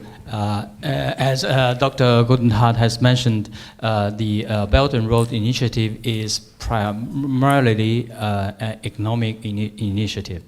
So when we talk about economic initiatives and economic corporations, there are many factors to be considered. Lebanon enjoys a very important strategic location in the Middle East, but we all know that Lebanon has suffered a lot of difficulties, internally or externally, in the recent years. So when we talk about the infrastructure in Lebanon, we will look at first at the governmental programs, national development programs made by the Lebanese government. And on that basis, we can cooperate between two governments.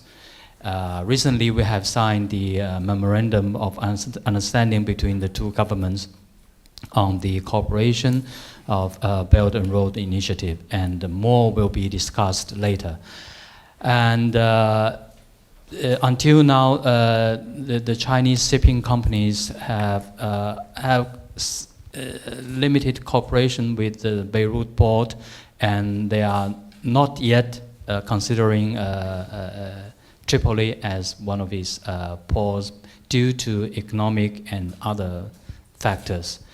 I think maybe in the future, especially after the Syrian crisis has ended, when we look at the big picture, there are possible linkage between Lebanon and the surrounding countries and the neighboring countries, and which will consist a greater network of transportation and economic cooperation in the region. But right now, it seems the time has not yet for that due to internal and external factors. Thank you. Good. Thank you very much, Mr. Ambassador. And would you like to add something? This is the final word. Okay. Oh, no, go ahead. Okay. Yeah, well, I think this should be the final word, actually, because... No, we have another round, yeah. Mm-hmm. Okay. Okay, yeah, well, the question on the pressure on the leaders.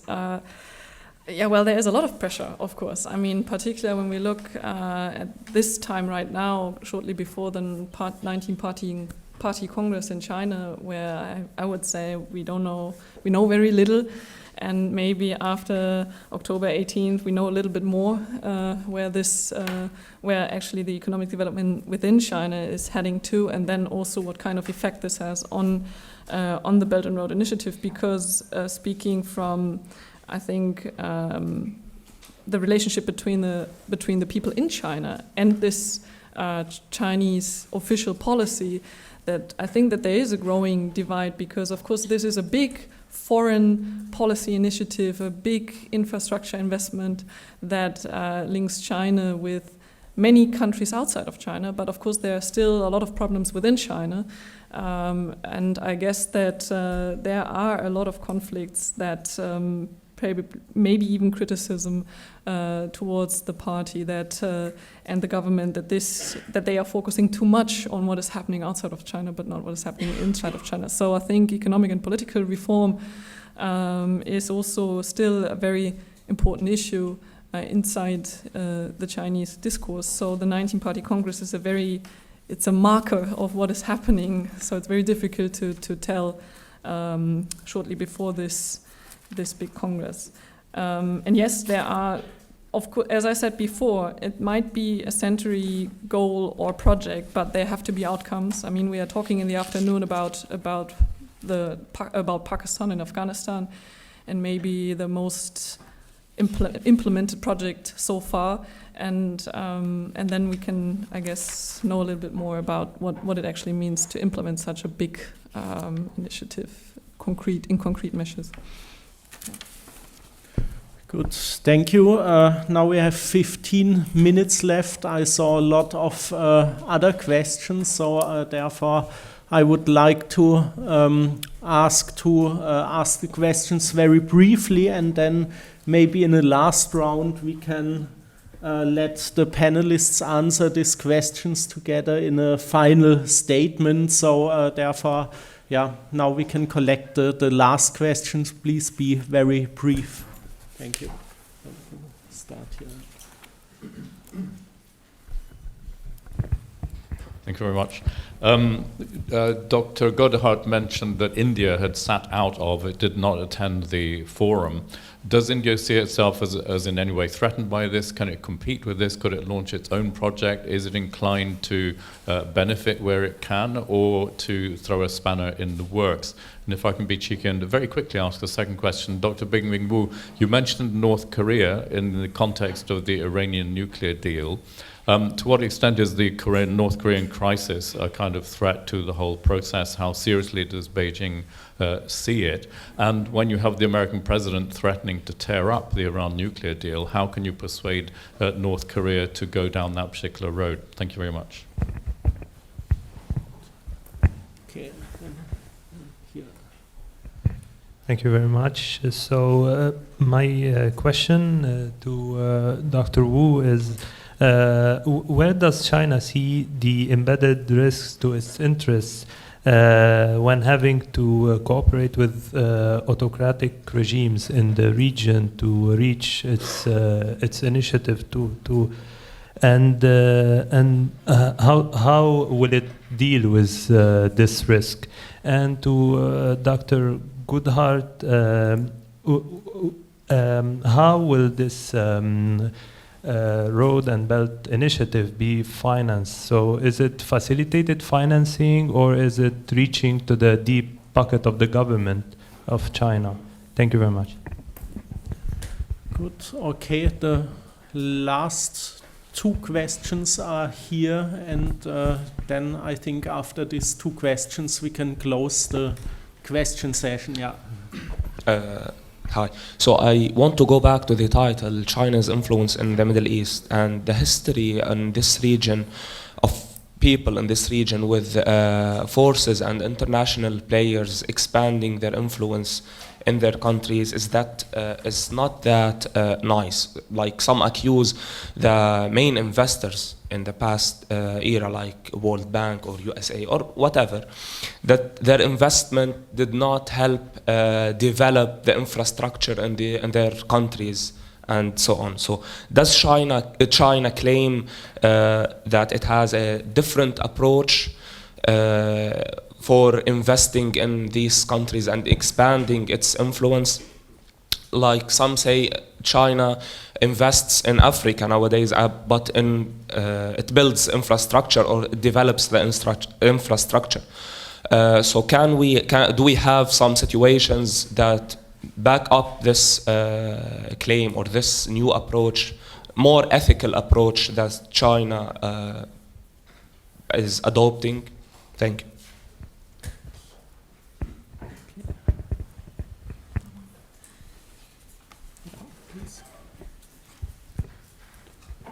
I'd like to ask a question following on about the development of, or not being involved in the Tripoli port, so perhaps directed at the ambassador if possible. So if there's no interest sort of in developing or really expanding those ties with the Tripoli port, is the focus going to be then on the ports in Tartus, Latakia and Syria instead, and have much more of a push on the logistics transportation side there, and that Lebanon won't be a sort of hub into Syria for redevelopment? Thank you. Good, thank you. I had a comment, really, not a question. If I can say it, If it's very brief, please the last comment, yeah. It's very brief. Really, it's in the sense that we are really asking China to deliver on something, and we forget that there's a responsibility for the receiving parties to do something about it. So, for example, there's a massive lack in all Arab societies and among the Arab really leaders to capture a lot of the opportunities. It's no secret that the largest number of students that go to learn Arabic go to Israel. To train in many universities from China, they go to Israel. There's, it's not a secret. Huawei does a lot of action in training many university students, say, around the Gulf, where I work and where I know. But there also have been many requests to set up hand-ban institutions, so the people-to-people really exchanges, those have not been met with positive results. So while there has been a reaching out, I think there's a lot more needs really to be done by the local actors to make those opportunities into actual policy options, which we don't really see often. Maybe this is the time to start thinking about them. Thank you. Good, thank you very much. Now we have 10 minutes left for the final answers and for the final statements of our panelists. I would like to ask Dr. Wu to start. Okay, the first question about North Korea. I think the goal is the denuclearization of the Korean Peninsula. So it means, the number one, the military solution maybe doesn't work. And also, even there's a military solution, there must be political process after that, how to deal with the result. So we think that 5+1 or E3+3 nuclear negotiation is a good example to encourage North Korea to participate. If the US, as President Trump mentioned several times, to give up the deal, it will tell the world that there's no any option.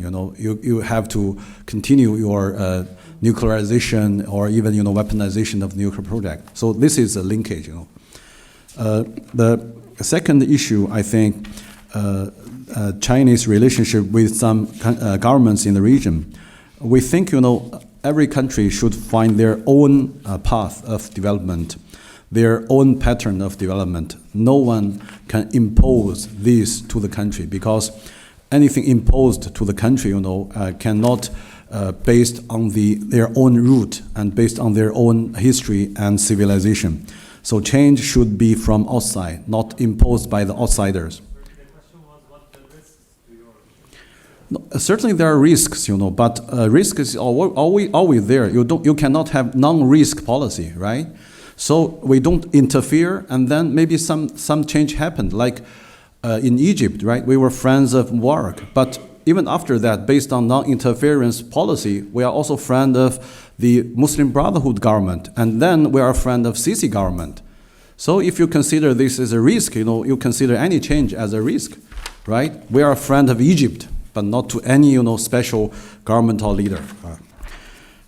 For industrialization and this infrastructure construction, I think is based on Chinese experience during the last 4 decades. So I think, number one, more infrastructure means more equal opportunity for the people, especially poor people benefit more from infrastructure construction. And industrialization can create more jobs based on this labor-intensified manufacturing projects. So all of this can make more contributions to the whole society. This is Chinese understanding. Whether it's work well or not is based on all the process. Thank you. Good, thank you very much. Okay. Christina, please. I have something to say about India. India, it didn't go to the Belt and Road Forum. It's it opposes mainly opposes the China-Pakistan economic corridor because it goes through disputed territory of Kashmir. So it's sort of boycotting that project. But India is actually investing in Iran's Chabahar port. So that's a way to bypass Pakistan to access Central Asia and Afghanistan. So I think even if India wants to boycott the China-Pakistan economic corridor, it could find ways to work together with China now that it's a member of the Shanghai Cooperation Organization along with Pakistan. So they can maybe find some way to cooperate on investing in Chabahar port under the Ober moniker. And then, I don't know if you want. And just very briefly, I mean, maybe Dr. Gothar can say some more, but in terms of just very briefly how BRI is going to be financed. I mean, the 2015 vision issued by the NDRC, National Development Research Commission, laid out. It didn't spell a specific mechanism, but it laid out just basically, main institutions to fund Ober projects. So it's the Asian Infrastructure Development Bank, Silk Road Fund, New Development Bank, and then some of them will be financed by China's Exim Bank or China's Development Bank, and then co-finance with other international financial institutions like I mentioned, the World Bank and European Bank for Reconstruction Development, Asian Development Bank. Thank you, Nadia. Yeah, maybe just to add a couple of things. I mean, that's very true. I mean, you have the development banks that will finance not everything, but I think this is the ideal that at some point development banks will finance part of the Belt and Road Initiative. I think the Chinese banks that were mentioned, they always come with a price. I mean, they always bring their own workers, they bring their own equipment. Regarding many projects, we also have the experience of China-Central Asian relationship where we could see this development. So, I mean, we were talking about countries bypassed on this road. This could be in many ways, not only being bypassed because you are a transit country and you don't get any kind of economic, you cannot transfer the logistic into something other substantial, but also because maybe even when you were built, when all these projects are built and implemented, they don't use or they don't rely on local workers, and that is of course also a big issue. And I think this also means on the other hand that there needs to be a lot of serious debate about this. If you want to have Chinese money, you also need to have clear goals, and you have to have strong debates about this. And this is even difficult for many countries also in Europe. I mean, because it's simply quick money. On India, I think they are threatened by China, because if you look on the map, most of these corridors are surrounding India to many extent. It's also because of CPEC, but I mean it's on Bangladesh, and also if you think about Djibouti, we talked about this. So India, I mean 10 days ago I was on a conference in India, and it was very clear that they feel threatened, although I would say that there is a momentum for Indian-Chinese relationship, because China mentioned India as a major power in the recently published Asian Pacific Security paper, which is a very new thing, that they particularly spotted out India as a very important partner for China. So still there's a lot of, I think, not even confidence in what China is doing there. And you can also see that India is looking for other partners, Japan, Australia.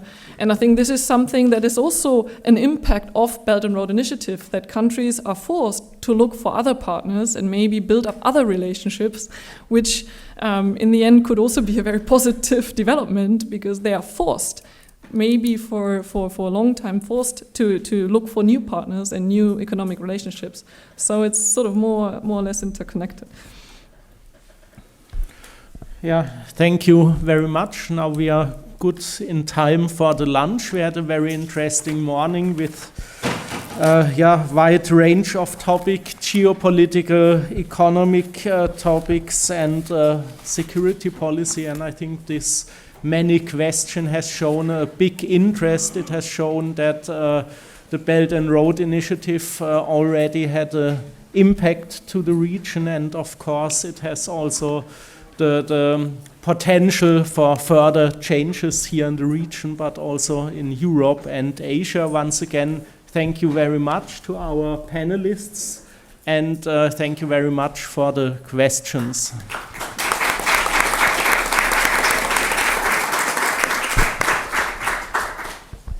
Thank you all again for joining us for the first panel. That's it. Please feel free to join us for lunch on the 5th floor. In the name of German efficiency and timeliness, we're starting exactly at 1:30. It's not a Lebanese thing to do, but the influence, it's already helping us. Good afternoon, and welcome to the second session on China's expanding influence in the Middle East. This session is going to be more specific, and it's going to be talking about China's policies on the ground around specific countries and areas, Afghanistan, Pakistan, the Persian Gulf, and also taking on a little bit about Syria, the Syria policy or the non-intervention policy in Syria. So we'll be covering, I think, more specific policies as opposed to the big strategic and big picture issues that were taken up in the morning sessions. What I'll do is introduce each speaker right before they start. We'll have 15 minutes for each speaker, and we'll have Q&A for hopefully 45 minutes at least at the very end. And with that, what I'll do is go ahead and introduce our first speaker, who now I don't have her name, okay, is Dr. Alessandra Cappelletti, who's going to be speaking about the Afghanistan-Pakistan Theater, and she is a member of the Board of Directors of the Research Institute on Contemporary China, and she's the president of the Cultural Association Cineforum. She is currently a guest research fellow at the German Institute for International and Security Affairs in Berlin. There's more information about Dr. Cappelletti's background in the program, so you can check it out there. And with that, I'll let you start. Thank you. Yeah. Thank you very much for the introduction. Thank you for being here. I'm very happy and honored to be in Beirut. It's the first time for me. I just want to point out that maybe my background is more in, I'm a sinologist. I studied classical Chinese and Chinese language and culture, but then I turned more into sociology, so my approach is actually much more from within the territories. View, sorry. 1 second, yeah. So of course, I use categories from international relations, political sciences, but I'm more a sociologist, and let's say the more particular part of my background is that I did my PhD in China. I did it in the Beijing, which is the Central University for Nationalities. Where you can have both, just in case you move around. Okay, it's okay. Which is the Central University for Nationalities, and it's a very peculiar university because it trains minority members, especially Uyghurs, Tibetan, and Mongolians, to become members of the administration, of the political establishment, of the business establishment, and I did my PhD there. It was a double degree project with the Oriental University of Naples. So my PhD was about Xinjiang socio-economic development, and I did extensive fieldwork there. So this is why I have really the within perspective, because I did fieldwork for 1 year, and I was 4 years in total in China. And my tutor was actually a Chinese professor, but I had the second tutor who is a Uyghur professor, so it was a very interesting experience, I would say. Why I say so? Because I'm talking about the Afghanistan-Pakistan theater, because I moved towards, from Kashgar, I moved a bit more northwest to Gilgit-Baltistan, which is in Pakistan, and I was, in Xinjiang in 2011 and 12, and it was really the beginning of the investments pouring into the region from the national government and from the regional government in order to prepare the ground to prepare the ground to activate this big machine, which is the Belt and Road Initiative, because as you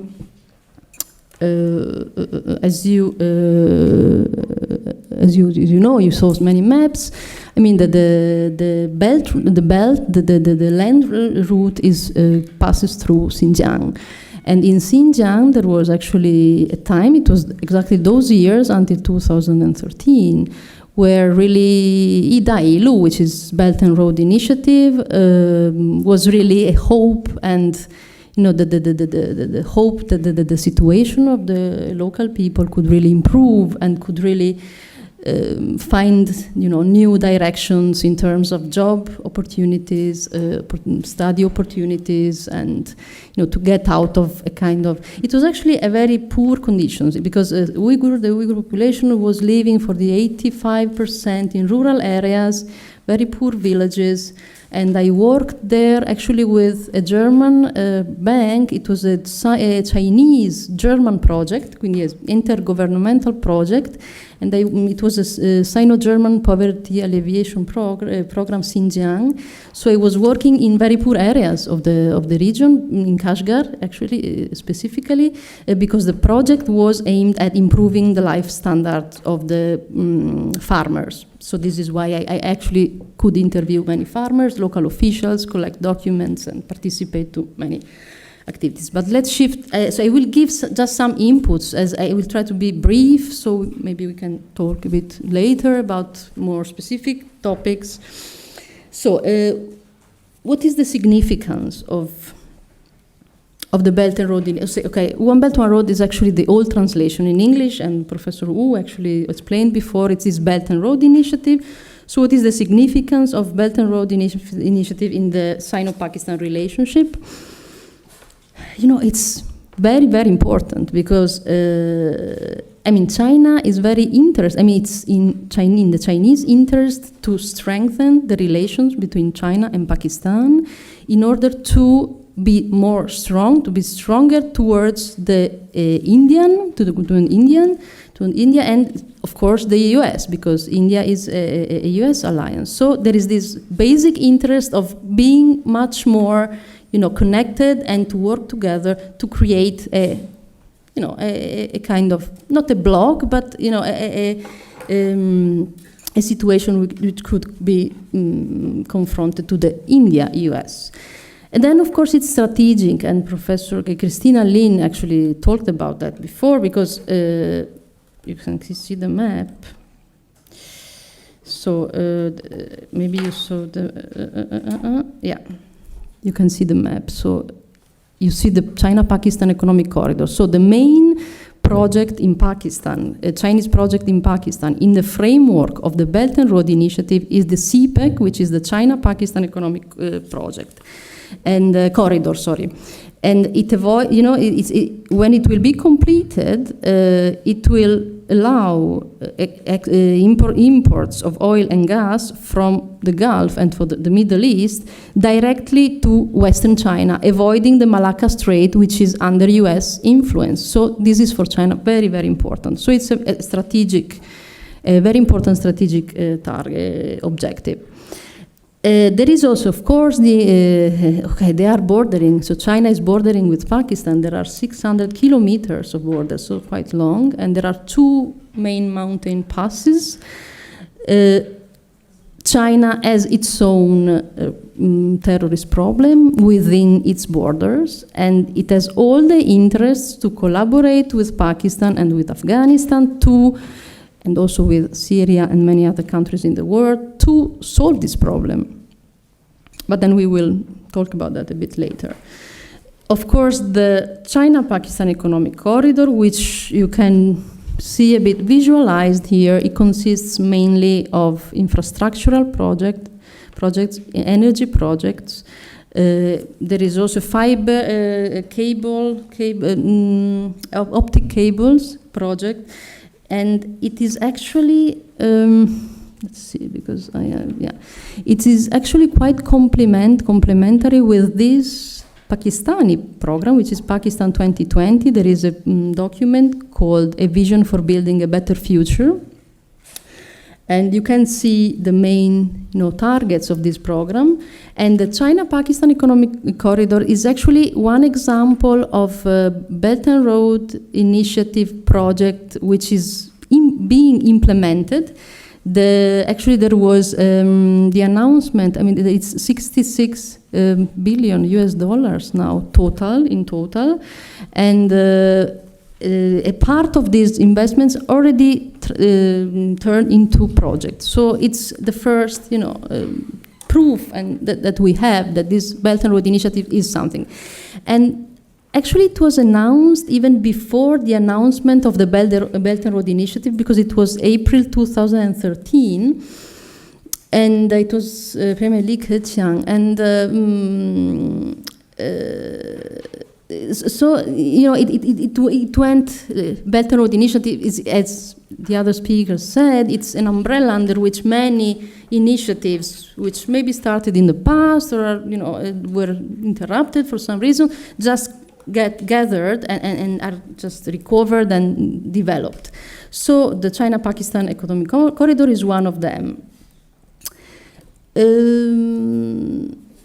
As I said, there are 30 billion US dollars of accomplished projects, and at the moment there are 19 projects under construction. It's 19 billion US dollars, and the total is 63. Sorry, not 66. So, there are authors like, I don't know, maybe you have heard of this, Andrew Small. He wrote a book called The China-Pakistan Axis. I think it was 2014, the publication. And, he wrote, and I think it's very correct, that Pakistan is really the test for China. If China manages to develop Pakistan and to have such a strong partner on its border, which is a very hot border. You can see this. There are many border issues. China in Xinjiang has a problem of fundamentalism, which is, okay, we will talk a bit about that a bit later.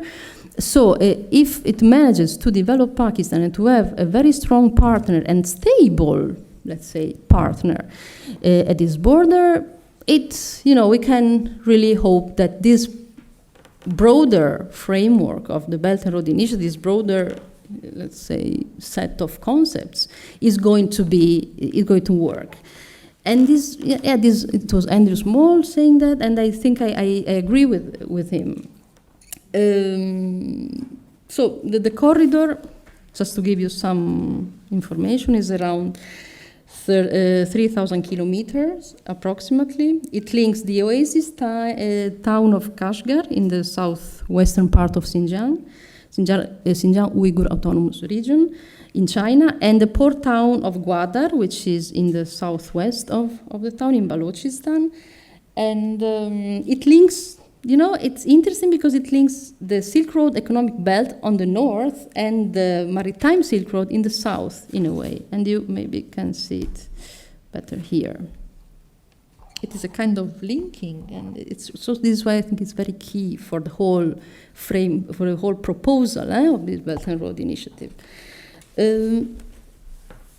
So why I want, okay. Important, because the border with Xinjiang, okay, sorry, I found only this in Chinese, but I'm sorry. This is Xinjiang Uyghur Autonomous Region, and okay, this is very detailed, and it's the Pakistani border. You can see it on the southwest of the region, of the picture, and yeah, this is, why it's so important to have this belt, to have this corridor completed, accomplished, and to strengthen more, the relationship between the two countries. And then there is also another issue. Pakistan is actually an unstable. It's one of the most unstable country worldwide, and so does this project actually matches the local needs, which is often, the question which is asked, do the people in Pakistan, what do they think? Do they think? So I'm actually at the time analyzing mainly the Chinese narratives, but I am also shifting to the Pakistani perceptions. And what it comes out is that actually who is really willing to go to invest in Afghanistan, in Pakistan, which is the country which has now the power, economic might, or even the self-confidence to invest in Pakistan. So I would say it's a very big opportunity for the country because, of course, the main projects will, because the Chinese, the main partner, the main interlocutor in Pakistan for the Chinese are the military. So, of course, it's not going to benefit the farmers in the remote villages, but maybe the farmers in the remote villages will have electricity, will have a road connecting them to the city, closest city. So the standards of life will improve, and are already improving. Also because in the framework of the CPEC, there are also social initiatives like construction of hospitals, schools, cultural initiatives. In Xinjiang, there are many Pakistani students, for example, in Xinjiang Medical University, in Shekhd and in Urumqi. So it's, it's something that it will, I'm quite sure it will benefit the local people in terms of standards of life. Then, of course, there is part of the Pakistani society which is more critical, and for many reasons, but I would say it's a minority, and it's probably the elite, and it's mainly probably the elite linked to other powers like the US. But we have to say that the US, was very much important for Pakistan for many decades, at least 30 years, but no progress there. I mean, economic problems are still there, even worse than 30 years ago. Political instability is terrible, and Islamic militancy is even more terrible. So, the Chinese are really providing an opportunity. Then, of course, the way of approaching the issue is very different from the US one. Because the US, what were they doing? We're actually providing money. Even the World Bank actually decreased, since the 70s, decreased the amount of aid given to Pakistan. So the Chinese are really the only ones really willing to engage themselves in the country themselves. Of course, there are even Chinese analysts who are adopt a more critical stance, saying, maybe it's too expensive, maybe it's too dangerous, maybe we cannot really trust the local authorities and so on. But still, it's going on, and it seems it's working at the moment.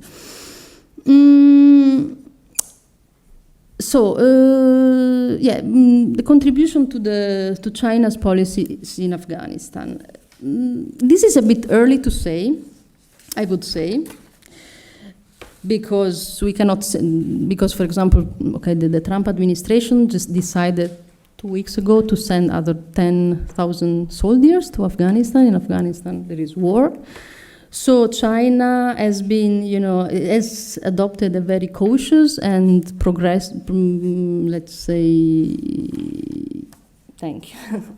a very cautious and careful approach towards the Afghan issue. They have an envoy.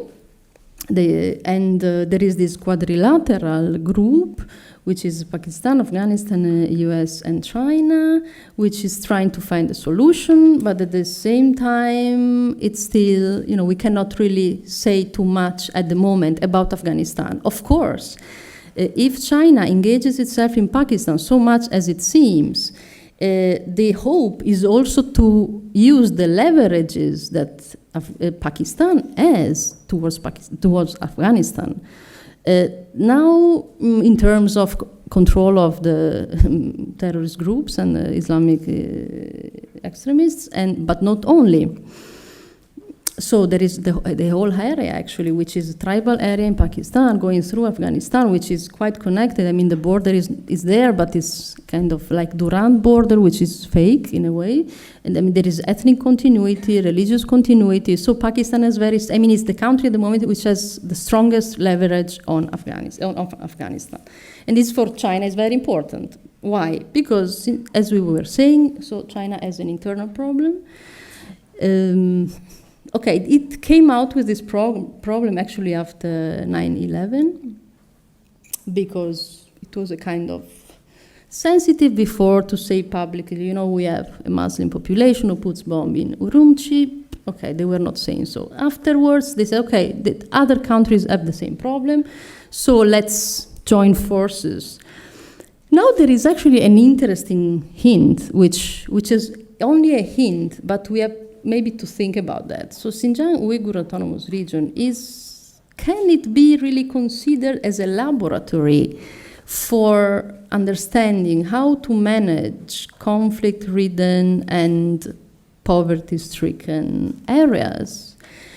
This is a research hint I was encouraged to follow by a professor, and it's very, very, in a way, we can say politically incorrect. If we think, if we don't think too much about this question, but then thinking, more in depth, what China managed to do in Xinjiang is to avoid a big explosion of violence. I mean, Xinjiang for a certain, the threat in Xinjiang was overestimated. This is for sure, but at the same time, for a certain lapse by the Chinese government, but for a certain lapse of time, there was really, there were preachers going to Xinjiang from other countries like Pakistan, Afghanistan, and trying to influence and to instrumentalize the poverty-ridden area, population living in poverty in Xinjiang. So there were the preconditions and the potential to have really, I wouldn't say a Chechnya, but there were journalists even writing, China's Chechnya in a way. But China, in a very gradual way and acting in a preventive mood, so over a very kind of long lapse of time, managed to avoid that. Of course, the policies implemented on the ground were a kind of unpopular, very unpopular in some areas. But the result is that in Xinjiang, the life standards increased, and these are data. Actually, Uyghur teenagers or students from very poor area, really very poor area, you can find them now studying in Turkey, studying in the US, studying in Beijing, studying in Guangzhou. This is still an opportunity. Then you have also the Uyghur students arrested in Egypt. So, there are it's a double-faced problem, but at the end we have to think analytically and maybe see what is the result. So this is just a hint. It's an interesting case to study. This is what I actually would like to underline. I mean, can we in Europe, for example, take some examples from this case? It's very provocative, to manage, for example, the refugee crisis. Or this is very provocative, and it's just. Yeah, I'm finished. So this is actually what the answer.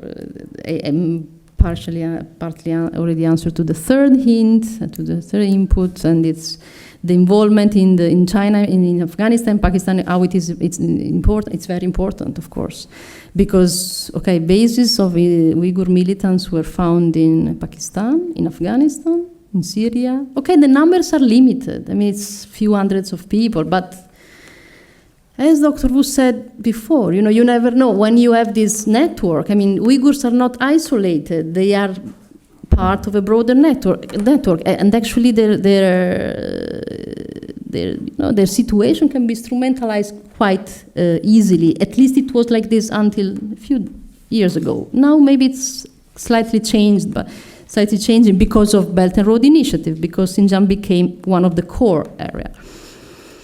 Another problematic issue is the structural power, which means when China gets so much involved in a foreign country like Pakistan, with this might, economic might mainly, can we really say that it will stay aside from the political sphere?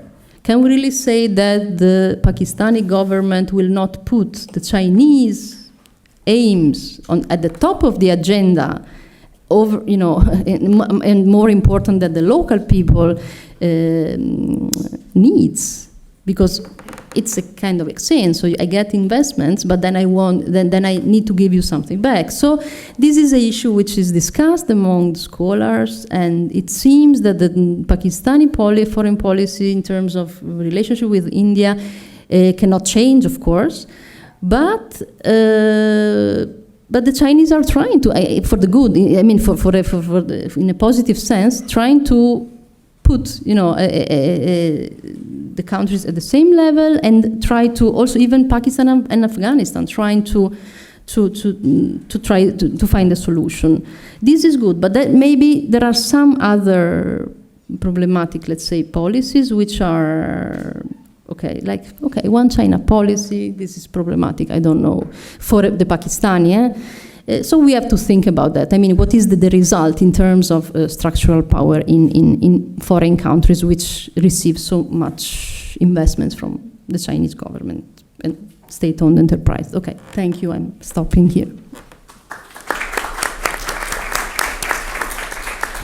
Thank you, Dr. Cappelletti. Our next presentation is titled China and the Persian Gulf, Relations with Iran, Saudi Arabia, and Iraq. Dr. Moritz Pieper is a lecturer in the international relations at the University of Salford in Manchester. He holds a PhD from the University of Kent and has been a visiting research fellow at China Foreign Affairs University in Beijing and at the German Institute for International and Security Affairs in Brussels. So with that, the floor is yours. Thank you very much, Ryan, and many thanks to the Konrad Adenauer Foundation, the Isam Fares Institute, and the AUB for the invitation. I'm going to divide my comments into three parts, broadly speaking. I'm first of all going to say something about China's relations with Iran and Saudi Arabia, how China has to balance between the two, and how that comes with complications in US relations. Then I'm going to say something about Chinese relations, in particular energy ties with Iraq, and then finally how China's focus on energy ties with the region might not do justice any longer to a more complex political landscape. So I'm trying to be didactic here without PowerPoint slides, so bear with me, please. So as far as the nature of China with Iran and Saudi Arabia is concerned, these are dominated by energy ties.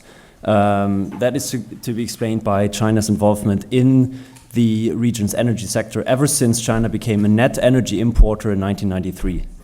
So in this context of China as a so-called emerging global power and its subsequent energy thirst, this need for stable oil supplies becomes sort of a crucial determinant to understand Chinese Middle Eastern policies at large. China's main oil supplier, and Dr. Lin has showed us some graphs in the first panel, is usually Saudi Arabia. I mean, if we compare different statistics by the International Energy Administration, Saudi Arabia ranges first, followed by Iraq, Oman, the United Arab Emirates, and Iran. That comes with having Saudi Arabia as a primary energy supplier comes with advantages as far as Sino-US relations are concerned, and as far as the special relationship between Riyadh and Washington is concerned. So Iran is a more problematic country as far as Chinese-Iranian energy ties are concerned, and I'll say a little bit more later on about how that impacted Chinese energy imports, crude oil imports from Iran during the duration of the sanctions regimes imposed over the country's nuclear program.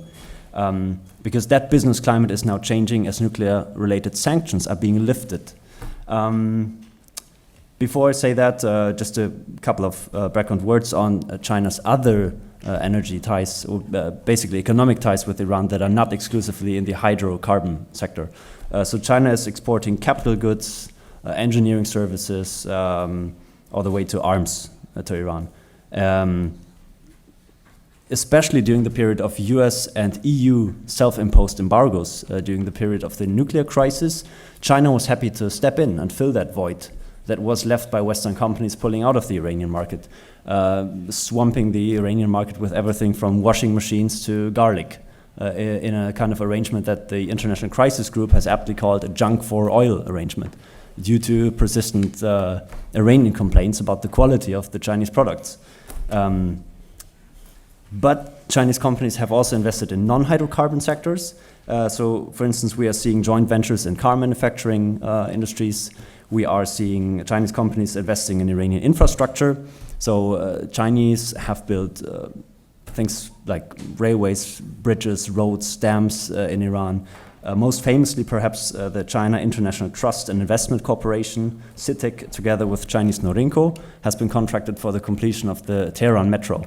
So that's sort of one key project that keeps coming up. China's largest steel factory is developing building plants in the Yazd province. And China, importantly, has also invested in upstream operations in the Iranian oil and gas fields, such as the Azadeh-Khan and Yadavaran fields in Iran. In 2009, China had become Iran's most important foreign trade partner.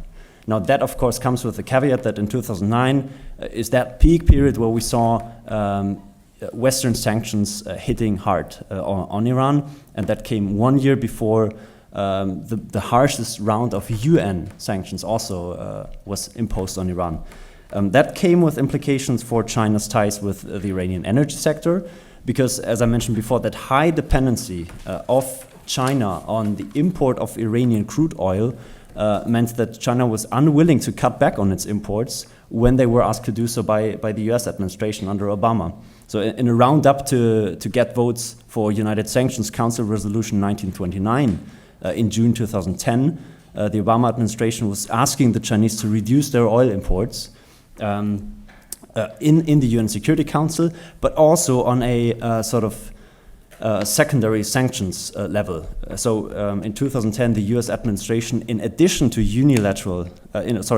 multilateral sanctions, also imposed unilateral sanctions that were so-called secondary sanctions, meaning that they affected third country entities' dealings with Iran. So China, of course, being heavily dependent on these oil imports, was asked to reduce its imports because the U.S. administration started imposing financial sanctions on those entities that invest more than $20 million in the Iranian oil sector. That was a sort of a provision under the so-called Comprehensive Iran Sanctions Accountability and Divestment Act. So the State Department came up with a solution to ask Saudi Arabia to make up for that loss in revenues. The United Arab Emirates was also approached to step in and basically send more crude oil to China. That is no longer the case because since the 2015 nuclear deal with Iran, the so-called Joint Comprehensive Plan of Action, nuclear-related sanctions are being lifted when the JCPOA started or began to be implemented as from January 2016. So part of these financial sanctions no longer apply, meaning that Chinese-Iranian oil trade is legalized. That also has implications for the OBOR or One Belt, One Road framework that we discussed during the first panel, because obviously given the geographic location of Iran, the removal of trade restrictions in the form of financial sanctions is good news for China in that context, because Iran is so central for the China-Western Asia economic corridor, and if they plan to connect basically Eurasia, the Middle East, all the way up to the Black Sea is to be successful, you need to go through Iran. The alternative is to go through Kazakhstan and Russia, so the more northern route. In any ways, Iran is a central country, and the success of OBOR depends on Iran being effectively integrated financially as well. Tellingly, President Xi visited Iran in January 2016, so the very moment that the JCPOA began to be implemented. On that visit, he signed 17 agreements in the energy, trade, and industry sectors. So there's came as an illustration that there's an eagerness on the Chinese side to get cracking on that market now that trade is being legalized again. China also may have a structural advantage here, because despite the lifting of nuclear-related sanctions, the U.S. continues to apply sanctions with a so-called foreign subsidiary component. So companies that have a U.S. component in their operations still suffer financial sanctions from the US Treasury Department. And these are mainly European companies, whether you're dealing with Dell or Apple or any kind of software that has a US component, you become subject to financial sanctions. The Chinese companies might have that structural advantage because that is a provision that might probably hit European companies more. Maybe a couple of words on the P5+1 negotiations in that context, because it was mentioned during the first panel as well that China played a role, and this might be a model to apply to other situations. If you talk to the P5+1 states delegates, they will actually tell you that China played a very hesitant role, was basically hiding behind Russia in most, not only negotiations, but also when it came to the UN Security Council level. What China does do is they play an active role now in the conversion of a nuclear facility in Iran, which is the Arak heavy water reactor. So China is in the lead in this working group that was set up to convert that heavy water reactor. Whether that could be a model for China to become a nuclear energy partner on the Iranian market, we will have to wait and see. China might also have an interest in becoming a nuclear energy exporter anyways, because it would lessen China's dependence on the very dirty coal industry that's linked to pollution levels back at home. At the same time, China strives to maintain good relations with Saudi Arabia. I mentioned before that Saudi Arabia is its #1 oil supplier. King Salman visited Beijing in March this year. It was mentioned also by Dr. Ling, signed contracts worth 65 billion US dollars. Deals included MOUs between Saudi Aramco and China North Industries Group to build refining and chemical plants in China. They already have a facility in Tianjin. It even included a memorandum of understanding to participate in China's moon mission and a partnership agreement for manufacturing drones. So very wide-ranging portfolio. But China has to balance these relations, and that, as I mentioned at the outset, comes with complications in Sino-US relations. With the US having military bases in all GCC countries, China knows that it cannot remove the US as a dominant military power in the region. So its relations with Saudi Arabia and Iran also come with political strings attached. As far as the triangulation of Sino-US relations with China's relations bilaterally with the two are concerned. All the more so under the Trump administration, where it's been clear now that Trump is emphasizing the strategic partnership with Saudi Arabia, as his trip to the region earlier this year has made clear, and as his firm stance, or aggressive stance, you might even say, on Iran is concerned, with the future of the Iran deal now hanging by a thread.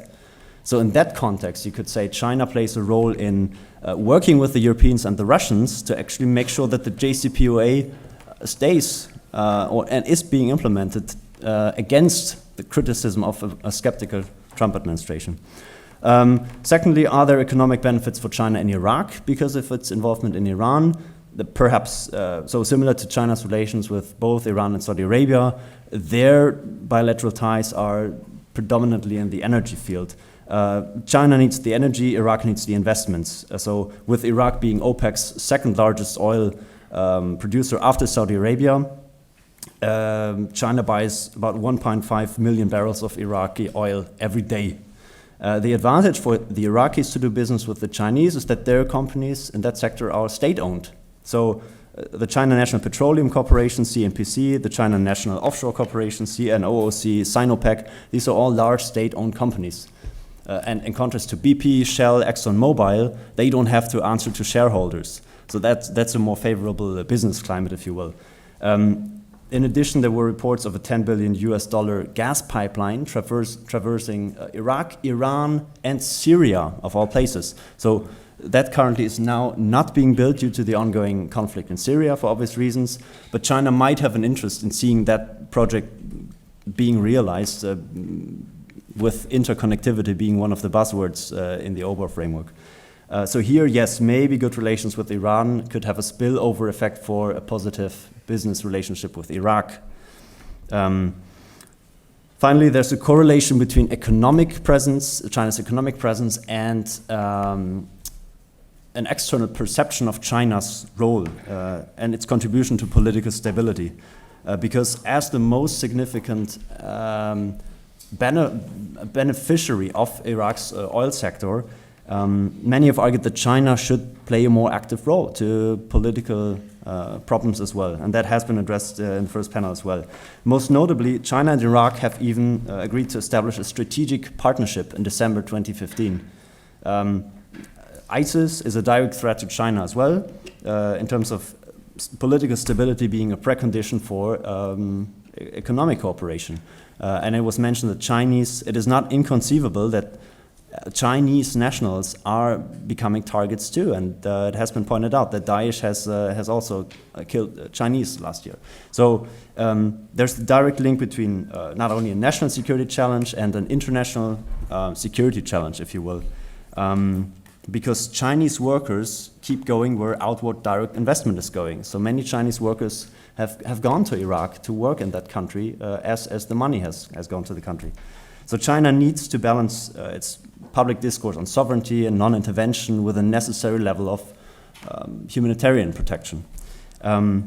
Western Xinjiang province, China's Western Xinjiang province has been pointed out, is a potential recruitment area for ISIS and other extremist groups, and ISIS has claimed that it would seek to rule over Xinjiang, and China's special envoy to the Middle East has claimed that about 100 extremists from Xinjiang are currently receiving training in Syria and Iraq. So there's a direct link between international and domestic terrorism as far as China is concerned. President Xi has announced for that reason a year-long campaign against terrorism in Xinjiang in May 2014. So while China supports UN Security Council Resolution 2170, which promotes sanctions against ISIS and its affiliates, China's non-intervention policy, and I guess we will hear a bit more about that in a bit, have prevented it from taking a more decisive stance on these issues. China's position here is also closely tied to positions of regional organizations like the Arab League, because similar to China, they're denouncing outside interference and calling for comprehensive diplomatic solutions to the crisis. So very often we see that China's following, let's say, the position that the Arab League would take, and that would determine what sort of public stance China will take on these issues. Thank you. So it's unlikely that China wants to get involved in sectarian tensions, and in particular, this might not be an immediate concern for China, as most of Iraq's oil fields are located in southern Iraq, while the conflict remains centered in the north, and perhaps the north, including the Kurdish question. And we might have to wait and see how the referendum just 2 days ago plays out on that question. At a minimum, China might want to start addressing things like the protection of its citizens, the physical protection of infrastructure and military assistance, which is sort of that balance that China will have to strike between its public discourse on non-interventionism. And I think I'll stop there. Thank you. Okay. Thank you very much.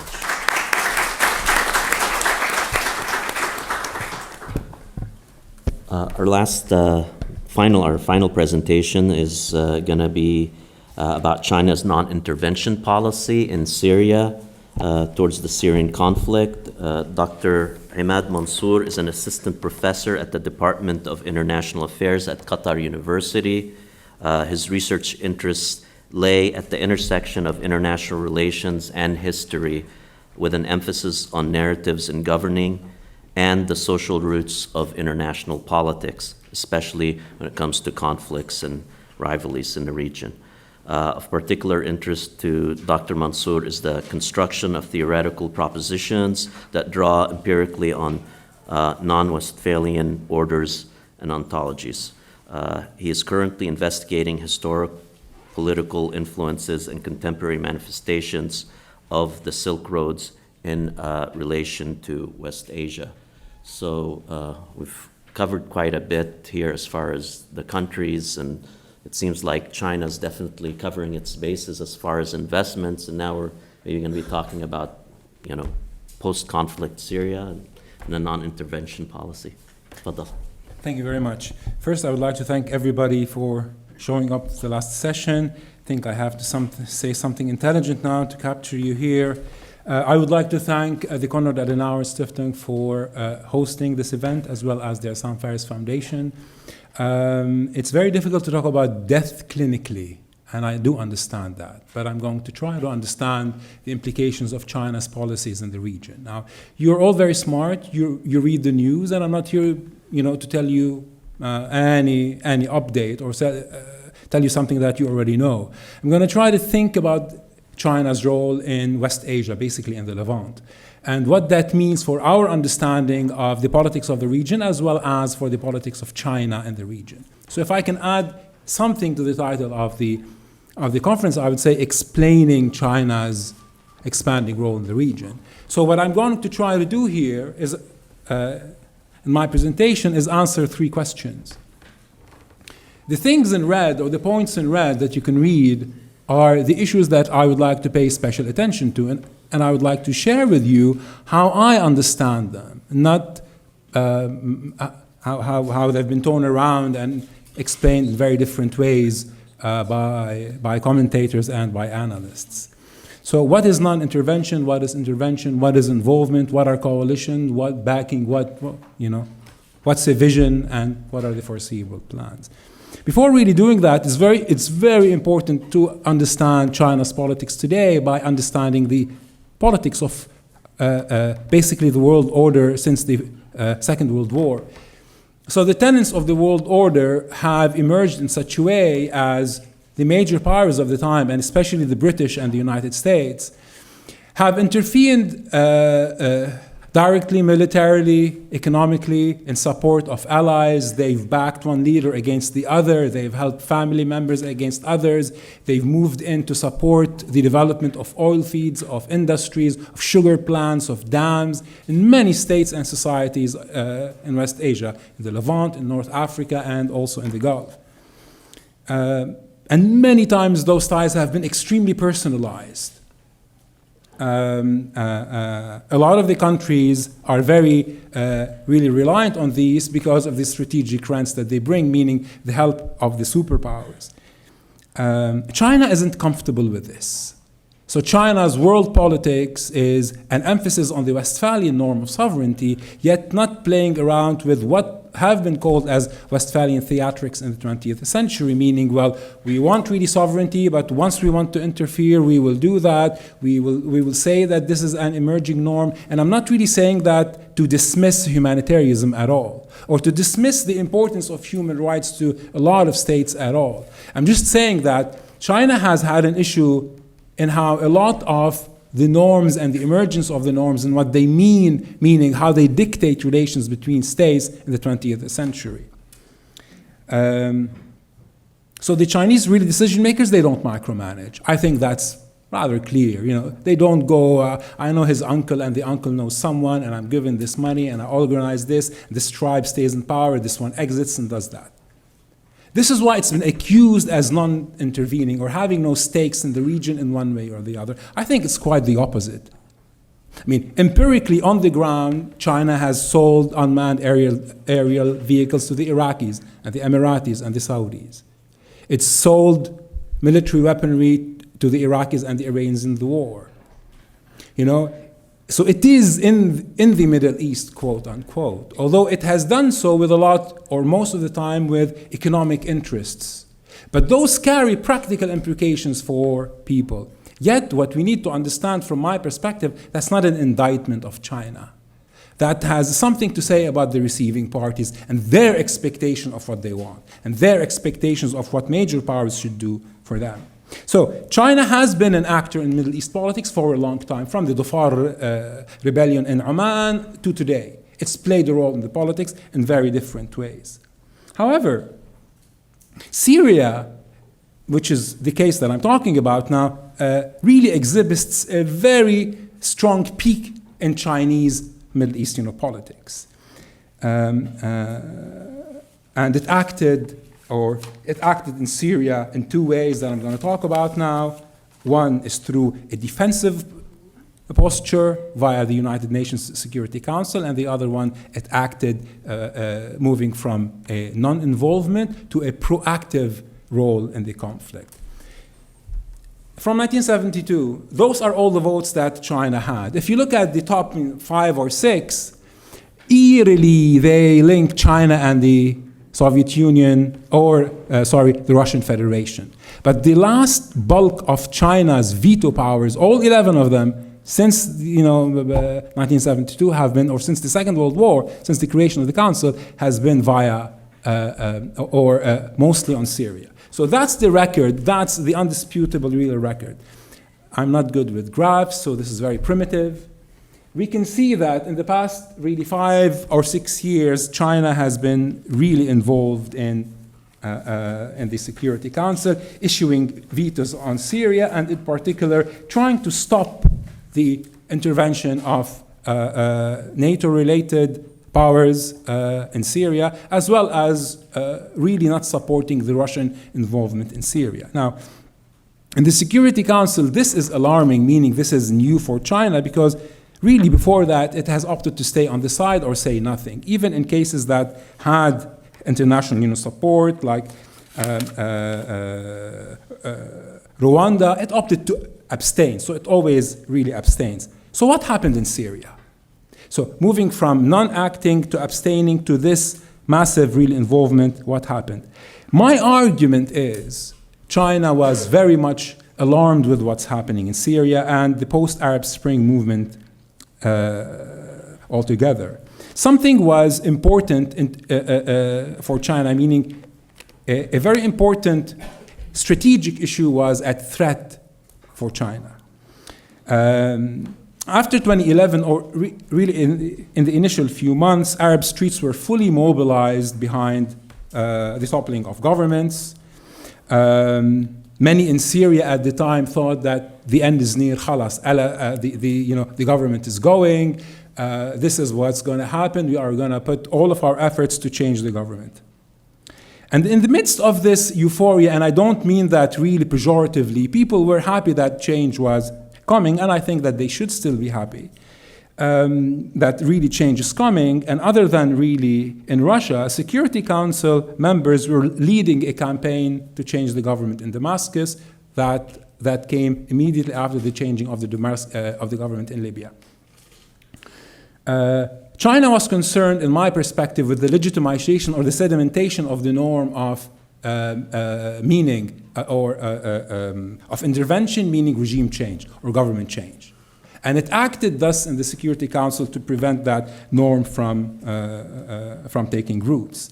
So it did not really prevent or act to prevent helping civilians. Of course, the outcome is, in effect, it helped to keep the government in power. Yes, but the motive, the driving force from Beijing's perspective, I think, was to play a major powers game, or to prevent them from normalizing the practice of regime change, because that has implications to China's neighborhood, to its own domestic politics, so on and so forth. So that's my explanation. China wanting to push back against the United States. It might not have had an alternative, but it felt really necessary that as a major power, it needed to really prevent that norm from becoming normalized. Since really 2012, its behavior changed. So its actions changed. And this is my second point here. So the first point was it was very defensive in the Security Council. It moved from being non-engaging to initiative taking. Now here, I don't have to read these for you, but we can see more sending of volunteers. There have been people-to-people exchanges. There have been many students. Bing has many of his students who went and had very interesting support for civilians in Jordan. So there has been action on the ground. China acted to help. But more importantly, if we notice, after 2014 and 2015 and 2016, the nature of China's involvement has come with almost an international umbrella. At that time, there was the realization, well, ISIS is present, it's well and thriving, and the international consensus was, well, we are going to act and we need everybody's support. China said, okay, so I'm not going to go against that. It's fine as long as we work really together on that. The European states saw an influx of refugees. That was a no-no, so they were willing to turn a blind eye, say, to Russia. They were willing to accept the role of China being more involved and acting the way it did. And all of a sudden, it was normalized that a military intervention in Syria is internationally acceptable. And then the practices of China were less violently resisted and more reviewed in terms of, so how do they align with our interests? And then how do we see how China can play a role that's really beneficial to the global or the existing norm of intervention with the purpose of not regime change, because the realization was, well, it seems that Assad is going to stay, so let's see how we can deal with it. Sadly, I think that's the reality. And so acting for this purpose, for China moving from non-intervention to involvement, was then under the tutelage or the support of international actors, of the UN and others. And it also happened, or the explanation or the driving force was, from China's perspective, it's a defense of reputation, or it's an entrenchment of a certain reputation by China as a responsible major power. So what I'm trying to say here is that we explain the defensive posture in the United Nations Security Council because of the fear of a sedimentation of some norm, on intervention. Here, there is the attempt by China to proactively create and recreate its image and its role, not the role of major powers, its role as a responsible major power.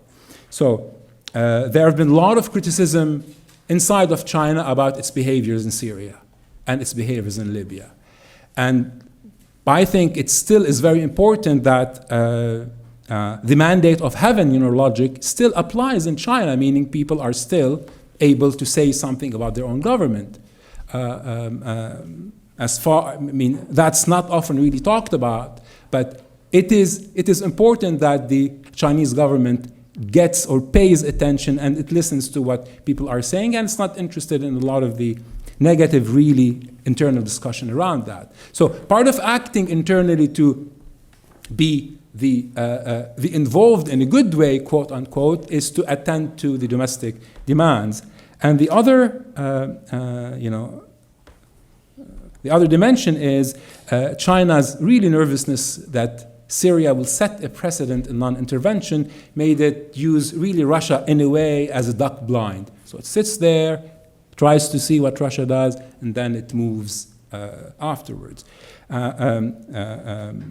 So this, to me, answers the first really question about the nature of China's involvement in Syria.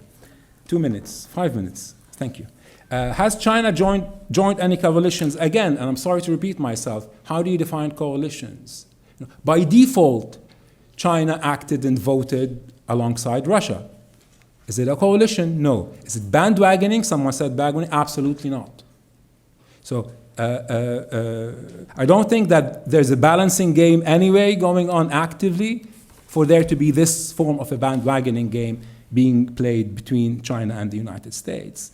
So has it joined any coalitions? See, China mirrors Russia's position, but they act out of absolutely different driving forces.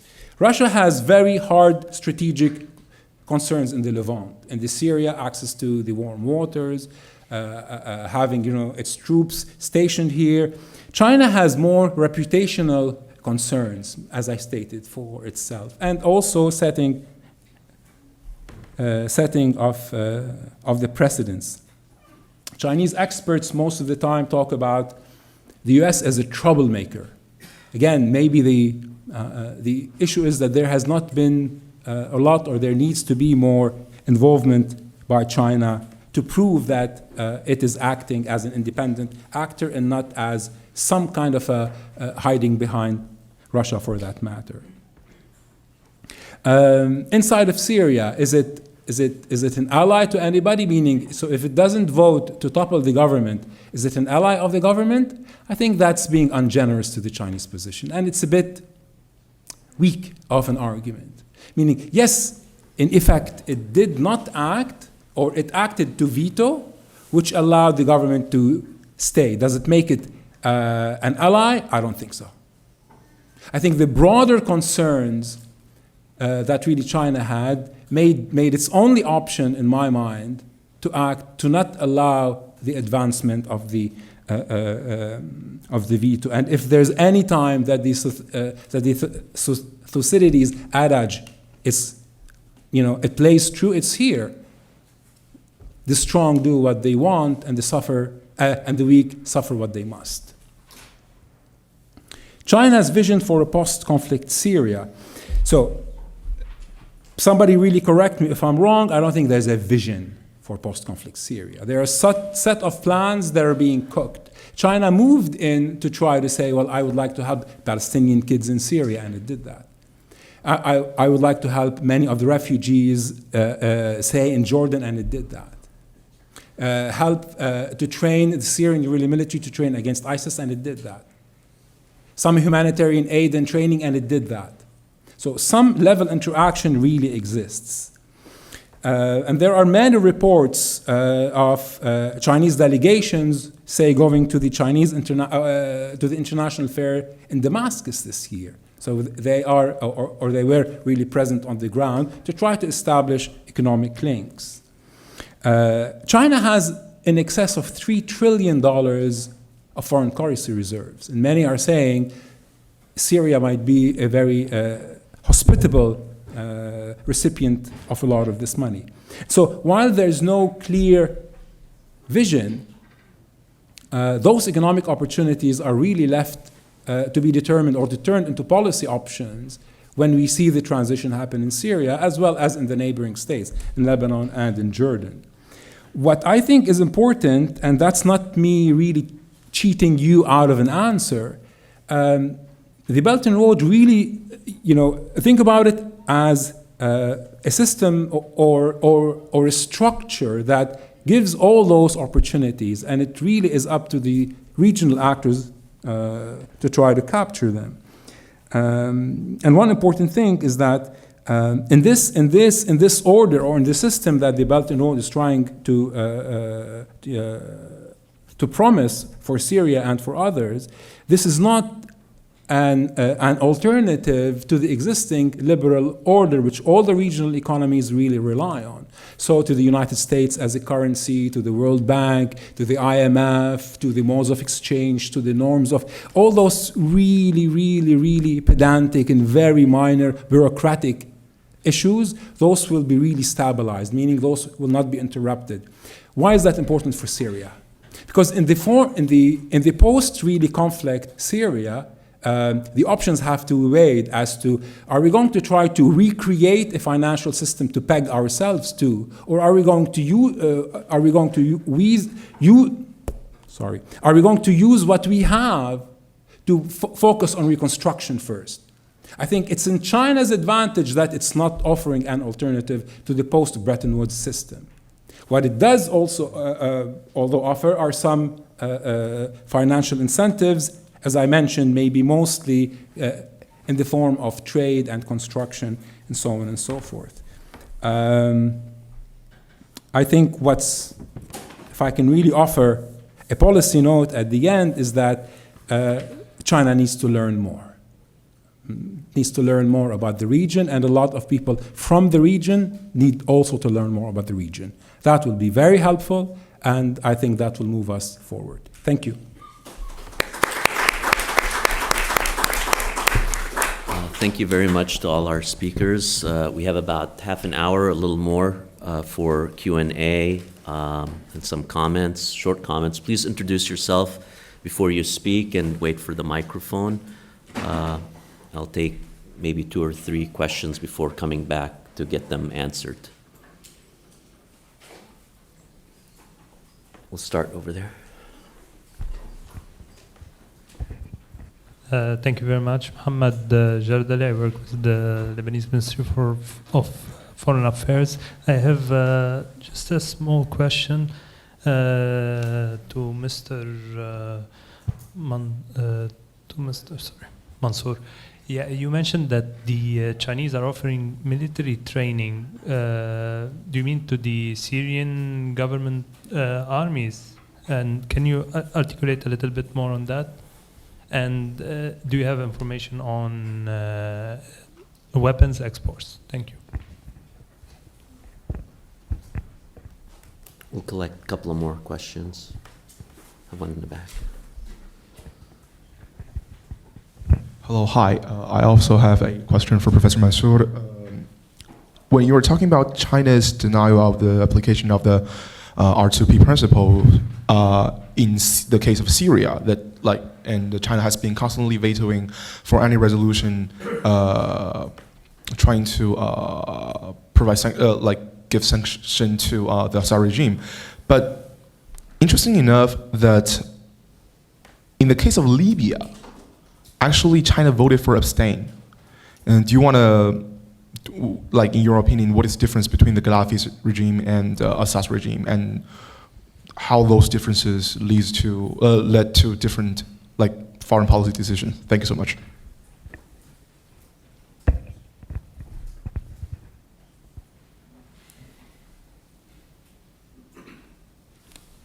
Why don't we go ahead and go to Dr. Ahmad and get the questions answered, and then maybe go back to the floor. Sure. So the second one first. What's the difference between Assad and Gaddafi? So are you asking me what's the difference between a horrible regime and a horrible other? Or asking why China acted? Sure. So the outcome of Libya influenced how China moved on Syria. Right? I think there was an understanding that we are not, as the group of actors in the Security Council, we're not going to go for a regime change until we have a clear plan. It's not going to go down this way. It's going to be less chaotic as it turns out, and it's going to be a bit more controlled. And that was not the case in Libya. So it was after Libya that I think, quote unquote, Beijing learned a lesson. Right? And then this attempt, to emphasize that we're not going to issue all those interventionist, really, Security Council resolutions without somehow accepting or attending to the interests of sitting governments. Now, this is not to be in love with the government. It is because the government still, and Syria still has a seat on the security in the General Assembly. Still recognized as the actor where if there's anything to enter into Syria in terms of aid, I think it still goes through Damascus, the government. So from China's perspective, this is still, unless something else happens, the recognized government. By many, not all. It is illegitimate, people have died against it, yes. But it's still really recognized as the actor, and this is what or who it deals with. So the outcome of Libya and what really transpired and the divisions pushed China, I think, to be much more conservative in Syria. Mr. Jardali, about training to the Syrian army, yes. So the training to the Syrian army, and I think that came in light of the consensus that we have to do something, we, meaning the international actors, against ISIS. So that was the nature of the training. What kind of weapons experts, I really can't tell you in details. But we know about the Russian role, we know about the Iranian military role. What we know, it's an abundance material, but we hardly hear about the military role China is playing in China, in Syria. If you want names, I can, How influential is that role in Syria in keeping the regime in place or in balancing the powers on the ground? How influential is China being? I can't really answer this question, to be quite honest with you, because no, you can know. You can know because it's playing by the same rules that all the major powers are playing by, and this is what I said. So it's acting like the Americans and the Russians and the French and the Germans and the Italians and everybody. They're trying to act to counter ISIS. And it seems that all human rights issues are shoved under the mat so that we can get rid of something, and maybe at some point we will worry about something else. It's really horrible to speak like that, but that's the reality. And the other really truth is that once the flood of refugees opened into European doors, we suddenly see a turn in European foreign policy towards, the Levant. I think so, because now the nature of the crisis has changed. It's not really theoretical out there, it's here. So that, in a way, justified, quote unquote, a lot of interventions. Now, is it helping to undermine the good people in the opposition? Maybe, yes, it does. Is it really heart-wrenching? Yes, but that's the politics on the ground. Dr. Lin?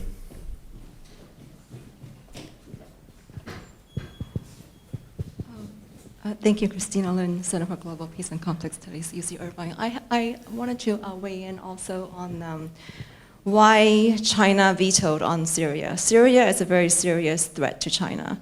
And the reason is because Idlib is a safe haven for anti-Chinese militants, Turkestan Islamic Party. They were originally